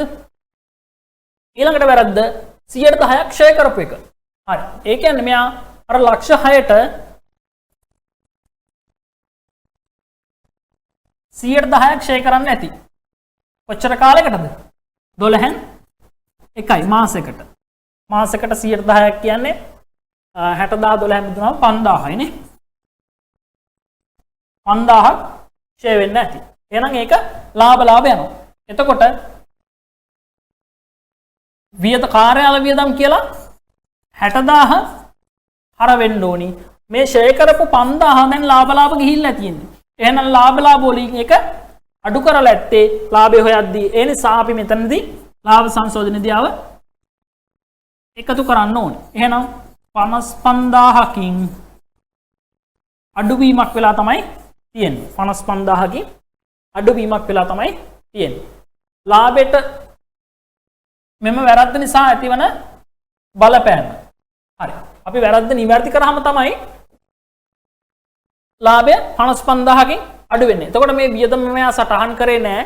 ඒ නිසා ලාභය වැඩි වෙලා තියෙනවා 60000කින්. ෂෙයා සටහන් කරපු නිසා ලාභය අඩු වෙලා තියෙනවා. ඒතර උත්තරේ වෙන්න ඕනි 55000කින් වැඩි වේ කියලා. උත්තරේ වෙන්න ඕනි 55000කින් වැඩි වේ කියලා. මේ 60000 සටහන් කර නැති නිසා ලාභය වැඩි. ෂෙයා නැති ෂෙයාක් දාපු නිසා ආය ලාභය අඩුයි. එහෙනම් 55000කින් ලාභය වැඩිවීමක් වෙලා තමයි තියෙන්නේ. අපෙන් අහන්නේ වැරද්ද නිසා ලාභයට වෙච්ච බලපෑම. හරි. නිවැරදි කිරීම නිසා නෙමෙයි, වැරද්ද නිසා ලාභයට වෙච්ච බලපෑම රුපියල් 55000කින් වැඩි වී ඇත. 55000කින් වැඩි වී ඇත. ඊට පස්සේ කාර්යාල උපකරණ සහ කාර්යාල වියදම් ලෙජර් ගිණුම් නිවැරදි කිරීමට දාලා ජර්නල් සටහන හරි අපි අර කලින් ලියුව එක කාර්යාල වියදම් හර 60,000යි අවිනිශ්චිත ගිණුම හර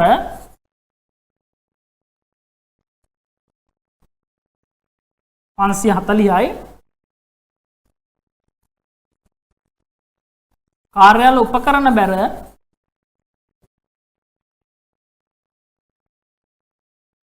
ලක්ෂ 6යි. කාර්යාල උපකරණ බැර ලක්ෂ 6යි. මෙයාට අපි ලාලා කියලා දාගමු.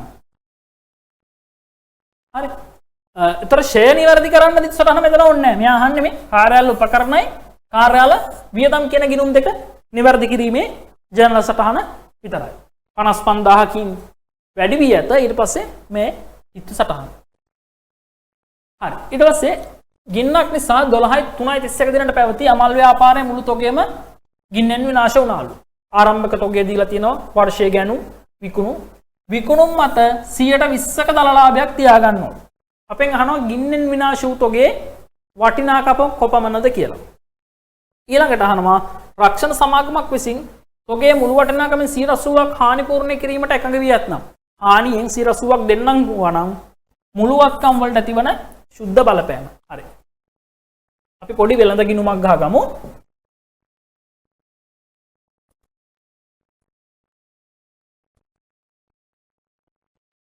විකුණුම් අපිට ගන්න තිබ්බා විකුණුම් 2000යි අඩු කරනවා විකුණුම් පිරිවැය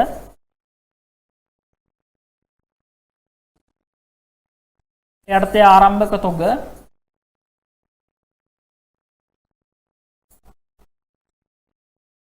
ධන ගැනුම් තොග හානි අවසන් තොග කතාවක් නැහැ. අපි සාමාන්‍ය විදිහට ලියමු. අවසන් තොගය නැහැ විකුණුම් පිරිවැය දල ලාභය. මෙයා කියනවා විකුණුම් වලින් 120ක් දල ලාභය. විකුණුම් වලින් 120ක් දල ලාභය කියන්නේ මෙතනට 400යි. ඒ කියන්නේ විකුණුම් පිරිවැය 1600ක් වෙන්න ඇති. 1600ක් වෙන්න ඇති. ගැනුම් තියෙනවා 1500යි ආරම්භක තොගය 200යි. ආරම්භක තොගය 200යි ගැනුම් 1500. ඒ කියන්නේ මේ දෙන්නගේ එකතුව 1700යි. මෙතෙන්ට අවිලා තියෙන 1600යි කියන්නේ අනිවාර්යයෙන්ම තොග හානිය එහෙනම් 100යි. තොග හානිය 100යි. එතකොට මෙතෙන් වෙනවා රුපියල් ලක්ෂයක්. රුපියල් ලක්ෂයක තොග හානි. 80ක් ලැබෙනවලු ලැබිතු රක්ෂණ වන්දි. එතකොට ශුද්ධ ප්‍රතිඵලය වෙන්නේ රුපියල් 20000යි. රුපියල් 20000කින් බලපෑම ආන නිසා අපි අඩුවේ රුපියල් 20000කින් අඩුවේ. කොහොමද 20000ක් අඩු වෙන්නේ? තොගය අඩු වෙනවා ලක්ෂයක්. තොග හානි වෙනවනේ. ඊට පස්සේ ලැබිය යුතු රක්ෂණ වන්දි කියලා එනවා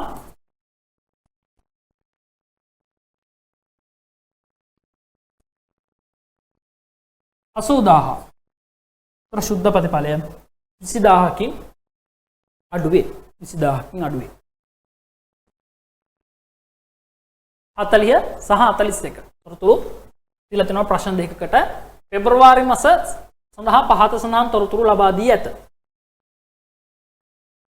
නිෂ්පාදන ගිණුම් සම්බන්ධ තොරතුරු ටිකක් තියෙන්නේ. නොනිමි ද්‍රව්‍ය තොග නිෂ්පාදන පිරිවැයට ගලපනවලු. නිෂ්පාදිත අයිතම් විකුණුම් පිරිවැය මත 125ක ලාභයක් තියාගනිමින් භාණ්ඩ විකුණනු ලැබේ. හරි. ප්‍රශ්නයක් අපෙන් අහනවා පළවෙනි එක ප්‍රාථමික පිරිවැය සහ නිෂ්පාදන පිරිවැය. ඊළඟට දල ලාභය කොපමණද? හරි. එහෙනම් අපි පොඩි නිෂ්පාදන ගිණුමක් හදාගමු.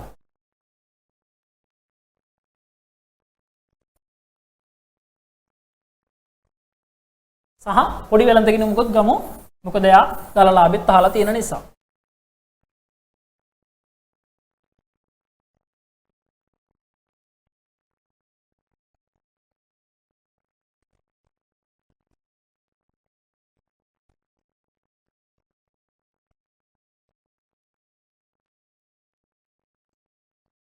ආරම්භක තොග වලට ගැනුම් එකතු කළා අවසන් තොග අඩු කරාම අපිට එනවා පාරිභෝජනය කළ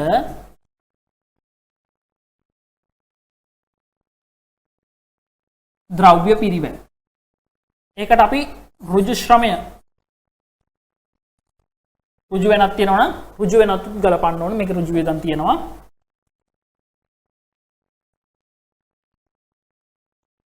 ඒ දෙක එකතු කළාට පස්සේ අපිට එනවා ප්‍රාථමික පිරිවැය.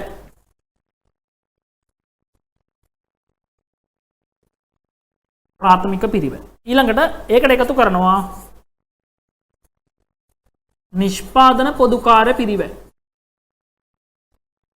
නිෂ්පාදන පොදුකාර්ය ගලපුවට පස්සේ අපි අවසන් තෝගය නොනිමි ගලපන්න ඕනි. ආරම්භක නොනිමි එකතු කරනවා. අවසන් නොනිමි අඩු කරනවා. ඊට පස්සේ අපිට එනවා නිෂ්පාදන පිරිවැය. නිෂ්පාදන පිරිවැය. මෙතන වෙළඳ ගිණුම විකුණුම් අඩු කරනවා විකුණුම් පිරිවැය.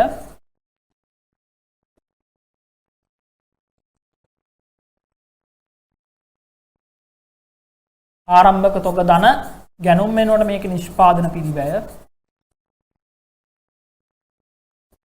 අඩු කරනවා අවසන් තොග.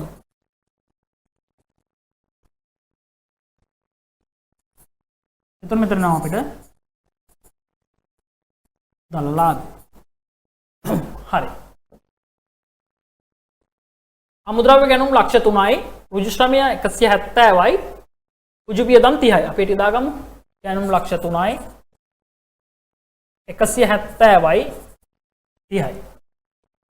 ඊළඟට තමයි නිෂ්පාදන පොදුකාර්ය 300යි. නිෂ්පාදන පොදුකාර්ය කෙලින්ම මෙතන ලියමු 300යි. අමුද්‍රව්‍ය ආරම්භක දිනය මෙතන තියෙන්නේ 1.31 මෙතන 2.29. එහෙනම් ආරම්භක ලක්ෂයයි අවසාන 50යි. නොනිමි ආරම්භක ලක්ෂයයි අවසාන 150යි.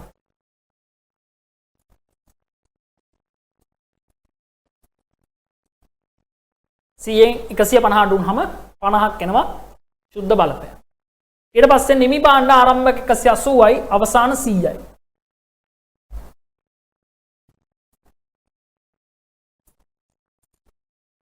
හරි. මෙතෙන් යනවා 250යි පාරිභෝජනය කළ ද්‍රව්‍ය පිරිවැය 350ක් එනවා. එතකොට මෙතන 200ක් එකතු කරාම 550යි. මේ පළවෙනි ප්‍රශ්නේ ආපු උත්තරය. ඒකට 300ක් එකතු කරලා 50ක් අඩු කරාම මෙතෙන්ට එනවා 800යි නිෂ්පාදන පිරිවැය. නිෂ්පාදන පිරිවැය. ඒ 800 මෙතෙන්ට ගෙනත් දාන්න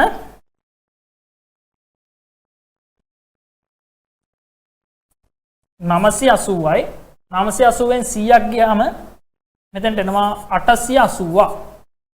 880.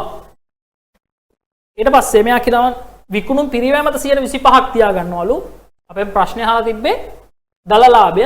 එහෙනම් මෙයාට 125ක් බැලුවා නම් දලලාභ එනවා. හතරෙන් එකක් නේ 220යි. 220යි. හරි. එතකොට ප්‍රාථමික පිරිවැය වාට ආවා රුපියල් 550.3. නිෂ්පාදන පිරිවැය වාට ආවා රුපියල් ලක්ෂ 8යි. දලලාභය ආවා රුපියල් 2,20,000යි. 2,20,000යි. 42 සහ 43 ප්‍රශ්න දෙකක් එකට 2012 3.31 සහ 11 3.31 දිනවලට සීමිත සුමුදු පොදු සමාගමේ යන්ත්‍ර සූත්‍ර සම්බන්ධ තොරතුරු දීලා තියෙනවා. ආරම්භක ශේෂ සහ අවසාන ශේෂ. යන්ත්‍ර පිරිවැය සමුචිත ෂෙයා. 12 3.31 දින සමාගම විසින් පිරිවැය ලක්ෂ 3ක් වූ යන්ත්‍රයක් 160කට වික්කලු. පිරිවැය ලක්ෂ 3යි විකුණුම් වටිනාකම 160යි. ධාරණ වටිනාකම 200යි. එතකොට 200ක් වටින එකක් තමයි මෙයා මේ 160කට විකුණලා තියෙන්නේ. 200ක් වටින එකක් තමයි 160කට විකුණලා තියෙන්නේ. මෙදිනම නව යන්ත්‍රයක් අත්පිට ගත්තලු. හරි. බලමු ප්‍රශ්නේ. ප්‍රශ්නය අහනවා අපෙන් යන්ත්‍ර සූත්‍ර වලට අදාළ ආයෝජන කටයුතු වලින් මුදල් ප්‍රවාහ ගලා ඒම් සහ ගලා යාම. ගලා ඒම් එක අපි දැක්කනේ. රුපියල් 1,60,000කට යන්ත්‍රයක් විකිණීම.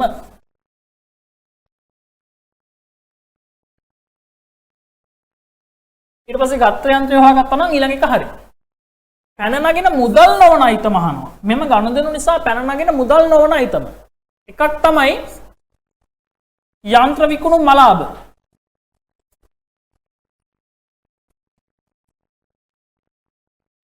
දෙසීයක එකක් 160කට වික්කහම 40,000ක් අපිට අලාභයි. මුදල් මේ නොවන අයිතමයක්. හරි. එන්න බලන්න. අපි හදමු ගිණුම් දෙක.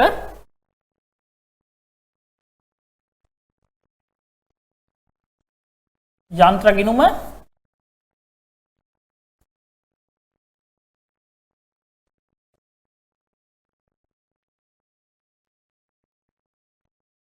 යන්ත්‍ර ෂේ වෙන් කිරීම ගිණුම. ආරම්භක ශේෂ තියෙනවා 10යි 400යි.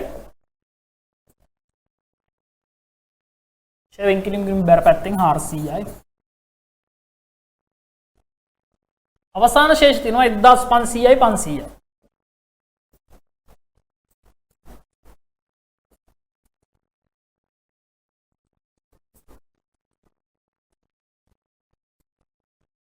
හරි. එතකොට මෙයා ඉවත් කරනවා 300ක පිරිවැය වෙච්ච යන්ත්‍රයක්.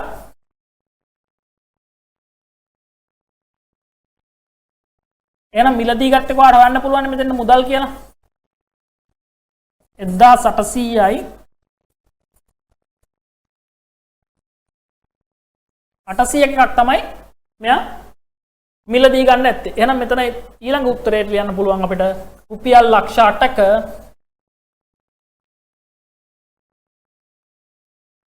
නව යන්ත්‍රය මිලට ගැනීම.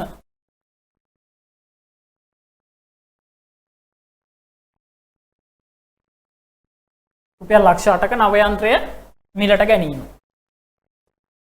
ඊළඟ මේ ගිණුමත් තුලනය කරමු. පිරිවැය 300යි ඒකේ සුද්ධාගය 200යි කිව්වා. ධාරණ වටිනාකම 200යි. එහෙනම් මේ දෙක අතර වෙනස කවුද? සමුච්චිත ෂය. පිරිවැයෙන් සමුච්චිත ෂය අඩු කරාම තමයි අපි සුද්ධාගය ගන්නෙ. එහෙනම් ෂය තියෙනවා 100ක්. ඉවත් කිරීම.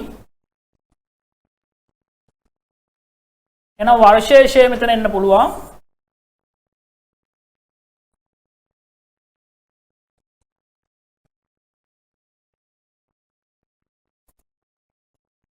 ෂය වීම 200ක්. ෂය වීම 200ක් එන්න පුළුවන්. එතකොට මෙතන තව එකක් වාර ලියන්න පුළුවන්. වාර්ෂික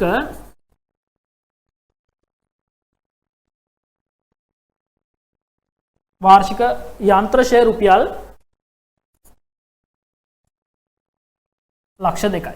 වාර්ෂික යන්ත්‍ර ෂය රුපියල් ලක්ෂ 2යි.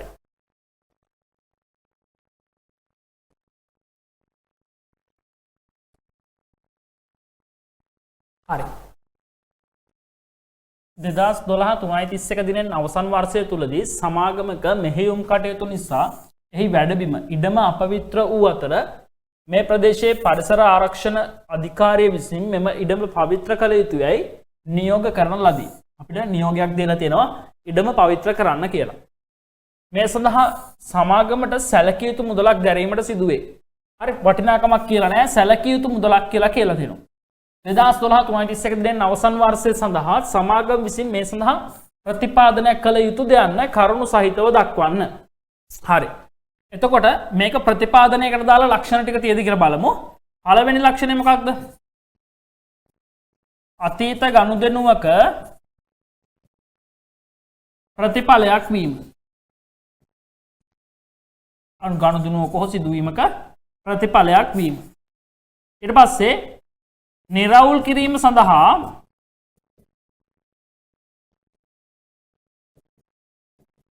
ආර්ථික සම්පත් ව්‍යාපාරයෙන් පිටතට ගලාගෙන යාම. ඊළඟ එක වටිනාකම විශ්වාසදායී ලෙස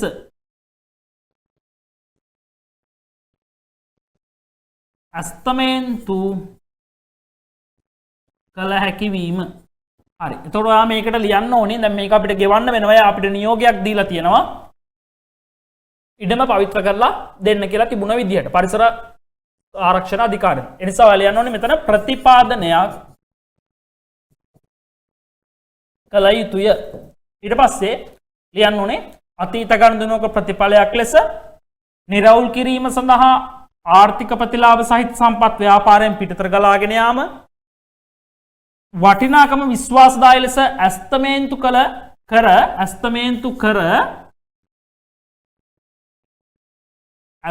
කර මොකද මෙයා නිශ්චිත මුදලක් කියන්නේ සැලකිය යුතු මුදලක් දරන්න සිද්ධ වෙනවා කියලා කියනවා. වටිනාකම විශ්වාසදායී ලෙස ඇස්තමේන්තු කර ප්‍රතිපාදනයක් කළ යුතුය.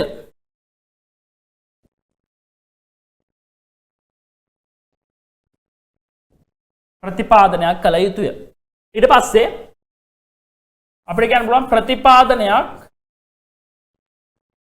කිරීම අවශ්‍ය නොවේ.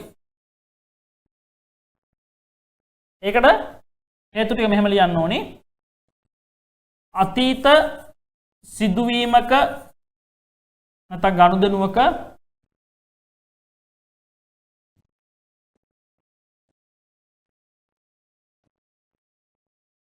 ප්‍රතිඵලයක් වුවද ආර්ථික ප්‍රතිලාභ ආර්ථික සම්පත් ව්‍යාපාරයෙන් පිටතට ගලා යාමේ භව්‍යතාවක්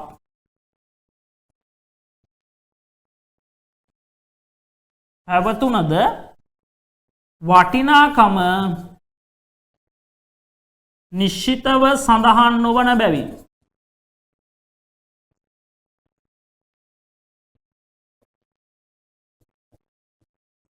ප්‍රතිපාදනයක් නොකළ යුතුය. ප්‍රතිපාදනයක් නොකළ යුතුය කියලා අපිට ලියන්න පුළුවන්. එතකොට මේ ලක්ෂණ තුන එක උත්තරේ දෙන්න ඕනේ. එතකොට තමයි ලකුණු 4 හම්බ වෙන්නේ. හරි. ප්‍රතිපාදනයක් කළ යුතුය කිව්වොත් අතීත ගනුදෙනුවක ප්‍රතිඵලයක් ලෙස නිරවුල් කිරීම සඳහා ආර්ථික ප්‍රතිලාභ සහිත සම්පත් ව්‍යාපාරයෙන් පිටතට ගලාගෙන යන වටිනාකම විශ්වාසදායී ලෙස ඇස්තමේන්තු කර යන නිසා වටිනාකම විශ්වාසදායී ලෙස ඇස්තමේන්තු කර ප්‍රතිපාදනයක් කළ යුතුය. ප්‍රතිපාදනයක් කිරීම අවශ්‍ය නොවේ කියලා ලිව්වොත් අතීත සිදුවීමක ප්‍රතිඵලයක් වුවද ආර්ථික ප්‍රතිලාභ සහිත සම්පත් එත ආර්ථික සම්පත් ව්‍යාපාරයෙන් පිටතට ගලාගෙන යාමේ භව්‍යතාවයක් පැවතුනද වටිනාකම නිශ්චිතව සඳහන් නොවන බැවින් ප්‍රතිපාදනයක් කිරීම අවශ්‍ය නොවේ. නැත්නම් ප්‍රතිපාදනයක් නොකළ යුතුය කියලා ලියන්න ඕනි. හරි.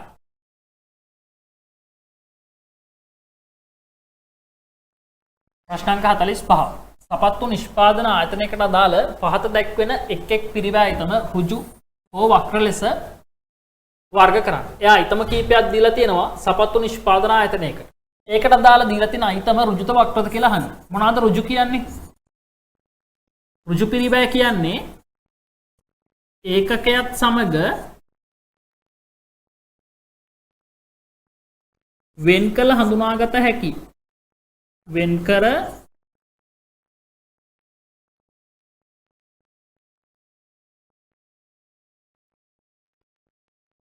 හැකි පිරිවැය.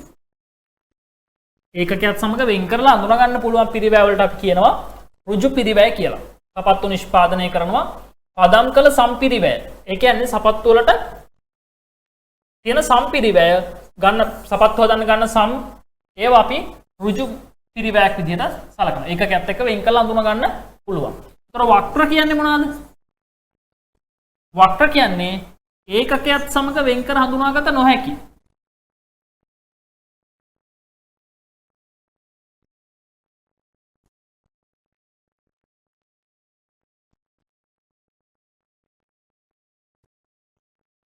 නොහැකි පිරිවැය.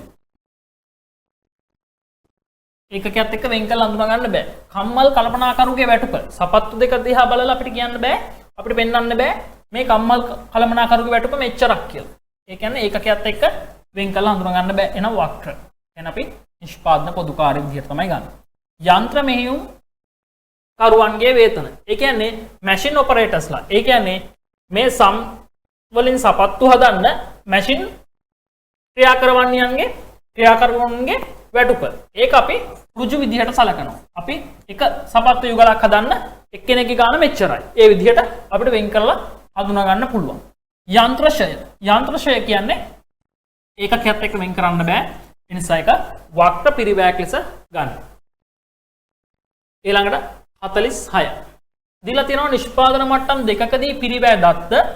අපෙන් අහනවා මෙම එක් පිරිවැය අයිතම ස්ථාවර විචල්්‍ය අර්ධ විචල්්‍ය ලෙස වර්ග කරන්න. පිරිවැය අයිතමේ ඍජු ශ්‍රමය, විදුලිය, කම්හල් කුලී. නම් තුන දිනවා. ඒකක 10000 දී පිරිවැය දීලා තිනවා. ඒකක 20000 දී පිරිවැය තියෙනවා. හරි. එතකොට මේ තියෙන්නේ ඍජු ශ්‍රමයනේ. පළවෙනි එක 30000යි 60000යි.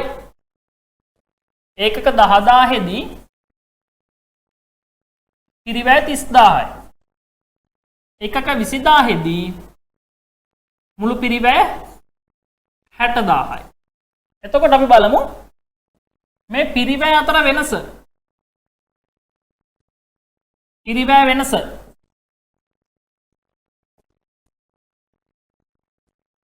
බෙදන්න ඒකක අතර වෙනසෙන්.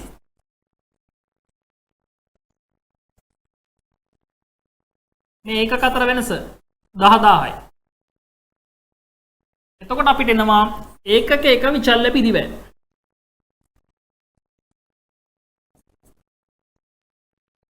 ඒකක එක විචල්්‍ය පිරිවැය අපිට එනවා 3ක් විදිහට. හරි. එතකොට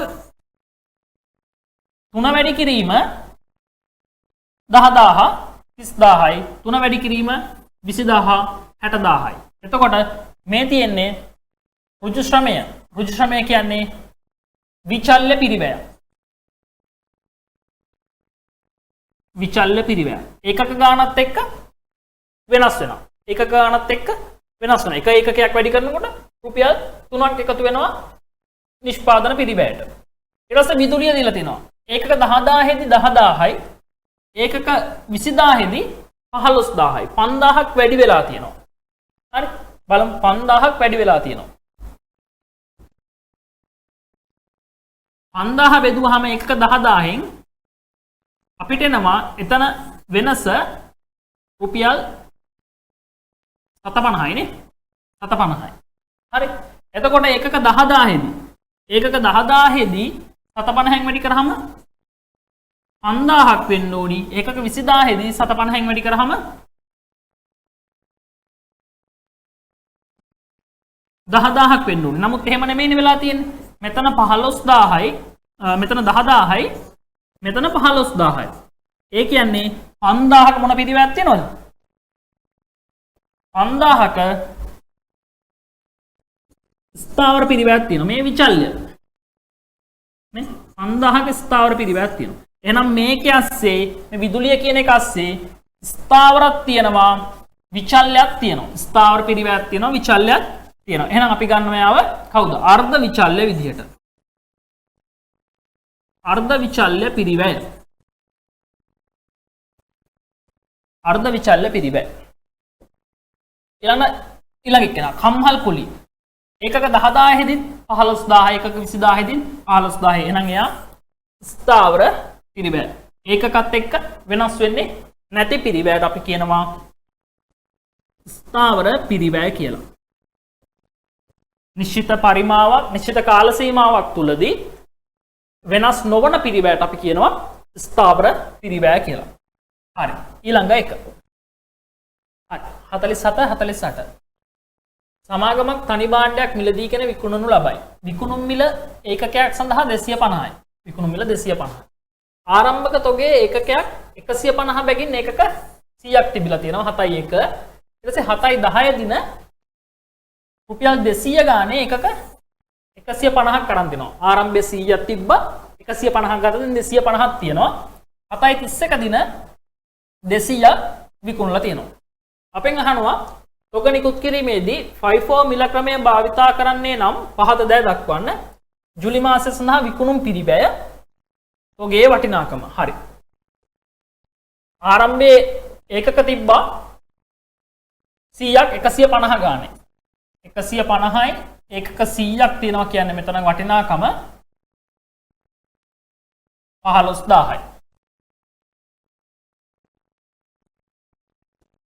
ඊළඟට එයා ගත්තා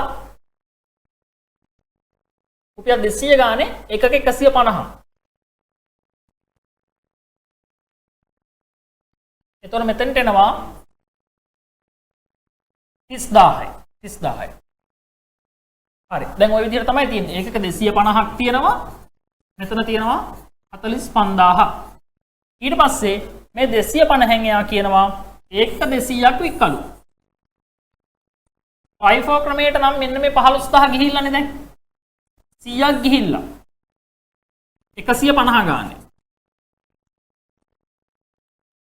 ඊට පස්සේ මෙතන ඉතුරු 100 යන්නේ 200 ගානේ. එතකොට මෙතන 20000යි. එහෙනම් විකුණුම් පිරිවැය 35000යි. විකුණුම් පිරිවැය 35000යි. ඊට පස්සේ මුළු තොගේ 45000ක් තියෙන්න ඕනි. 35000ක් ගියා නම් ඉතුරු වෙලා තියෙන්න ඕනි 10000යි. එහෙනම් අවසන් තොගේ වටිනාකම රුපියල් 10000යි. නිකුත් කළ තොගේ රුපියල් 35000යි. නිකුත් කළ තොගේ රුපියල් 35000යි. ඊළඟට අහනවා තොග නිකුත් කිරීම සඳහා බාර තැබූ සාමාන්‍ය මිල ක්‍රමය වැක් එක. වැක් ක්‍රමය භාවිතා කරන්නේ නම් දල ලාභය කොපමණද? හරි.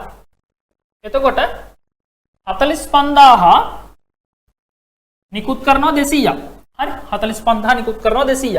එතකොට අපිට වැඩක් නෑ මේ FIFO ක්‍රමයට හදපු එක. හරි. බලන්න. 45000 බෙදනවා නිකුත් කරන දිනට තියෙන වටිනාකම බෙදනවා නිකුත් කරන දිනට තියෙන ඒකක ගානේ. එතකොට එනවා ඒකකයක නිකුතු මිල. ඒකකයක නිකුතු මිල 45000 250න් බෙදුනහම අපිට එනවා ඒකකයක නිකුතු මිල රුපියල් 180ක්. 180 වැඩි කරන්න නිකුත් කර ඒකක ගාන 200යි. නිකුත් කර ඒකක ගාන 200යි. 180 200න් වැඩි කරාම අපිට එනවා විකුණුම් පිරිවැය. මෙයාවේ විකුණුම් පිරිවැය. විකුණුම් ටික කීයද? ඒකකයක් විකුණුම් මිල 250යි. හරි. 250 ගාන ඒකක කීයද විකුණන්නේ? 250 වැඩි කිරීම ඒකක 200ක්. එහෙනම් මෙතෙන්ට එනවා 50000යි. 26000 ගියාට පස්සේ දල ලාභේ නම් එනවා 14000. දල ලාභේ එනවා 14000. හරි. FIFO ක්‍රමයට විකුණුම් පිරිවැයයි අවසන් තොගේ ගත්තා. වැක් ක්‍රමයට අපි ගත්තා දල ලාභය. හරි. ඊළඟට 49. සමාගමක් විසින් නිෂ්පාදනය කරනු ලබන තනි භාණ්ඩයක් සම්බන්ධ අයවැයගත ආදායම් හා පිරිවැය දත්ත දීලා තියෙනවා. විකුණුම් පරිමාව 20000යි. ඒකකයක විකුණුම් මිල 20යි. දායක විකුණුම් අනුපාතය දීලා තියෙනවා 140යි. විකුණුම් 100 නම් දායකය 40යි. ස්ථාවර පිරිවැය 100යි. සමච්ඡේදන ලක්ෂ්‍යය අහනවා. සමච්ඡේදන ලක්ෂ්‍ය වන්නේ ස්ථාවර පිරිවැය බෙදනවා ඒකක දායකය. ස්ථාවර පිරිවැය අදීලා තිනවා ලක්ෂයයි. ඒකක දායකය ගන්නේ කොහොමද? ඒකක දායකය ගන්නේ ඒකකයක විකුණුම් මිලෙන් විචල්්‍ය පිරිවැය අඩු කරනවා. දැන් මේකෙදි ඒකකයක විකුණුම් මිල තියෙනවා 20යි. ඊට පස්සේ දායක විකුණුම් අනුපාතය දීලා තියෙනවා 140යි. එහෙනම් දායක විකුණුම් අනුපාතය දැම්මම විකුණුම් මිලට අපිට දායකයෙ කෙලින්ම ගන්න පුළුවන්. කීයක් එනවද? 100ට 20යි කියන්නේ මෙතෙන්ට 140යි කියන්නේ 8ක් එනවා. එතකොට 8ෙන් බෙදුනහම මෙතන එනවා ඒකක 12500යි. සමච්ඡේදන ලක්ෂ්‍ය ඒකක 12500යි. අයවැයගත විකුණුම් පරිමාවේදී ලාභය අහනවා. අයවැයගත විකුණුම් පරිමාවේදී ලාභය. හරි. එතකොට අපේක්ෂිත විකුණුම් ඒකක 20000ක් තියෙනවා. සමච්ඡේදන ඒකක ගණන 12500යි. එහෙනම් ආරක්ෂිත ආන්තික එනවා 7500ක්. ආරක්ෂිත ආන්තික එනවා 7500ක්. එතකොට 7500 ඒකක 10කින් වැඩි කරා නම් අපිට එනවා ශුද්ධ ලාභය. මේක තමයි කෙටිම ක්‍රමය. 7500 වැඩි කරන 8න් එතකොට එනවා රුපියල් 60000ක්. මේක තමයි ලේසිම ක්‍රමය ලාභය හොයන්න. මෙතන උත්තරය එතකොට රුපියල්. හරි. එහෙම නැත්නම් අපිට පුළුවන්. එහෙම නැත්නම් අපිට ලාභය හොයන්න පුළුවන්. දායකය. දායකය කීයද? 8යි. ඒකක 20000යිනේ. 20000ට දාලා දායකය එතකොට එනවා 1,60,000යි. අඩු කරනවා ස්ථාවර පිරිවැය.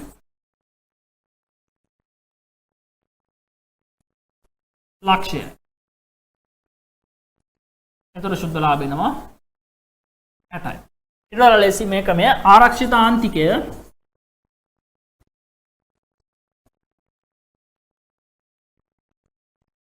වැඩි කරනවා. ආරක්ෂිත ආන්තික ඒකක වැඩි කරනවා ඒකක දායකයෙන්. හරි. ඒ විදිහට ගන්න. එතකොට ඉක්මනට හදන්න පුළුවන්. හරි. ඊළඟ ප්‍රශ්න 50. අනෙකුත් සාධක නොවෙනස්ව පවතී යයි උපකල්පනය කර පහත සඳහන් එක් එක් අයිතම ආයෝජන ව්‍යාපෘතයක ශුද්ධ වර්තමාන අගය වැඩි කරයිද අඩු කරයිද කියලා අහනවා.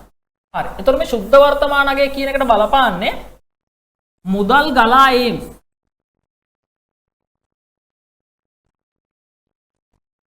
මුදල් ගලා යාම සහ වට්ටම් අනුපාතය. වට්ටම් අනුපාතය. හරි. හරි. එතකොට අපේක්ෂිත මුදල් ප්‍රවාහවල ගලා ඒම් වල වැඩි වෙනවා. මුදල් ගලා ඒම් වැඩි වෙනවා නම් ශුද්ධ වර්තමාන අගය වැඩි වෙයි. සල්ලි වැඩිපුර එනවා කියන්නේ ශුද්ධ වර්තමාන අගය වැඩි වෙනවා. වට්ටම් අනුපාතයේ වැඩිවීම. වට්ටම් අනුපාතය කියන්නේ 110 තියෙන වට්ටම් අනුපාතය 120 දක්වා වැඩි වෙනවා. 110 තියෙන වට්ටම් අනුපාතය 120 දක්වා වැඩි වෙනවා. ඒ කියන්නේ පළවෙනි අවුරුද්දේ නම් 0.9යි තිබිච්ච වට්ටම් සාධකය 120 වුණා කියන්නේ 0.8යි බවට පත් වෙනවා පළවෙනි අවුරුද්දේ. එතකොට වැඩි කරන මුදල් ගලා ඒම් ප්‍රමාණය වට්ටම් සාධකයෙන් වැඩි කරනකොට අපිට එන උත්තරේ 120 වුණොත් අඩු වෙනවා. හරි 120 වුණොත් අඩු වෙනවා. අපි උදාහරණයක් විදිහට අපි හිතමු පළවෙනි අවුරුද්දේ රුපියල් 1000ක මුදල් ප්‍රවාහයක් තියෙනවා කියලා. 0.9න් වැඩි කරාම අපිට එන්නේ 900යි. ඒක 0.8න් වැඩි කරොත් අපිට එන්නේ 800යි. එහෙනම් ශුද්ධ වර්තමාන අගය අඩු වෙයි. වට්ටම් අනුපාතයේ වැඩිවීමක් වුණොත් ශුද්ධ වර්තමාන අගය අඩු වේ. ආරම්භක ආයෝජනය අඩු වුණොත් එහෙනම් ශුද්ධ වර්තමාන අගය වැඩි වේ. මුදල් ගලා යාම අඩු වෙනවා කියන්නේ ශුද්ධ වර්තමාන අගය වැඩි වෙනවා.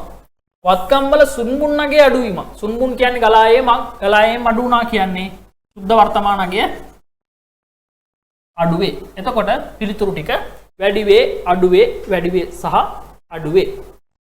හරි. එතකොට අපි කෙටි ප්‍රශ්න පත්‍රය සාකච්ඡා කරලා අවසන් කරා. මේක සාමාන්‍යයෙන් දැන්ට තියෙන අවිල්ලා තියෙන පාස් පේපර්ස් එක බලද්දී ලේසිම පේපර් එක විදියට ගන්න පුළුවන් අපිට මේක. ඊට පස්සේ දෙවෙනි කොටස මේකෙදී අපි දැන් සාකච්ඡා කරනවා ඊළඟට සාමාන්‍යයෙන් පැය දෙකක් යන කෙටි ප්‍රශ්න පත්‍රයේ ඔයාලට ඊට වඩා අඩු වෙලාවකින් මේ පේපර් එක කරගන්න පුළුවන් සහ කෙටි ක්‍රමත් දැන් අපි පැහැදිලි කරලා තියෙනවා. දෙවෙනි කොටසදී අපි හම්බෙමු. එහෙනම් ආයුබෝවන්.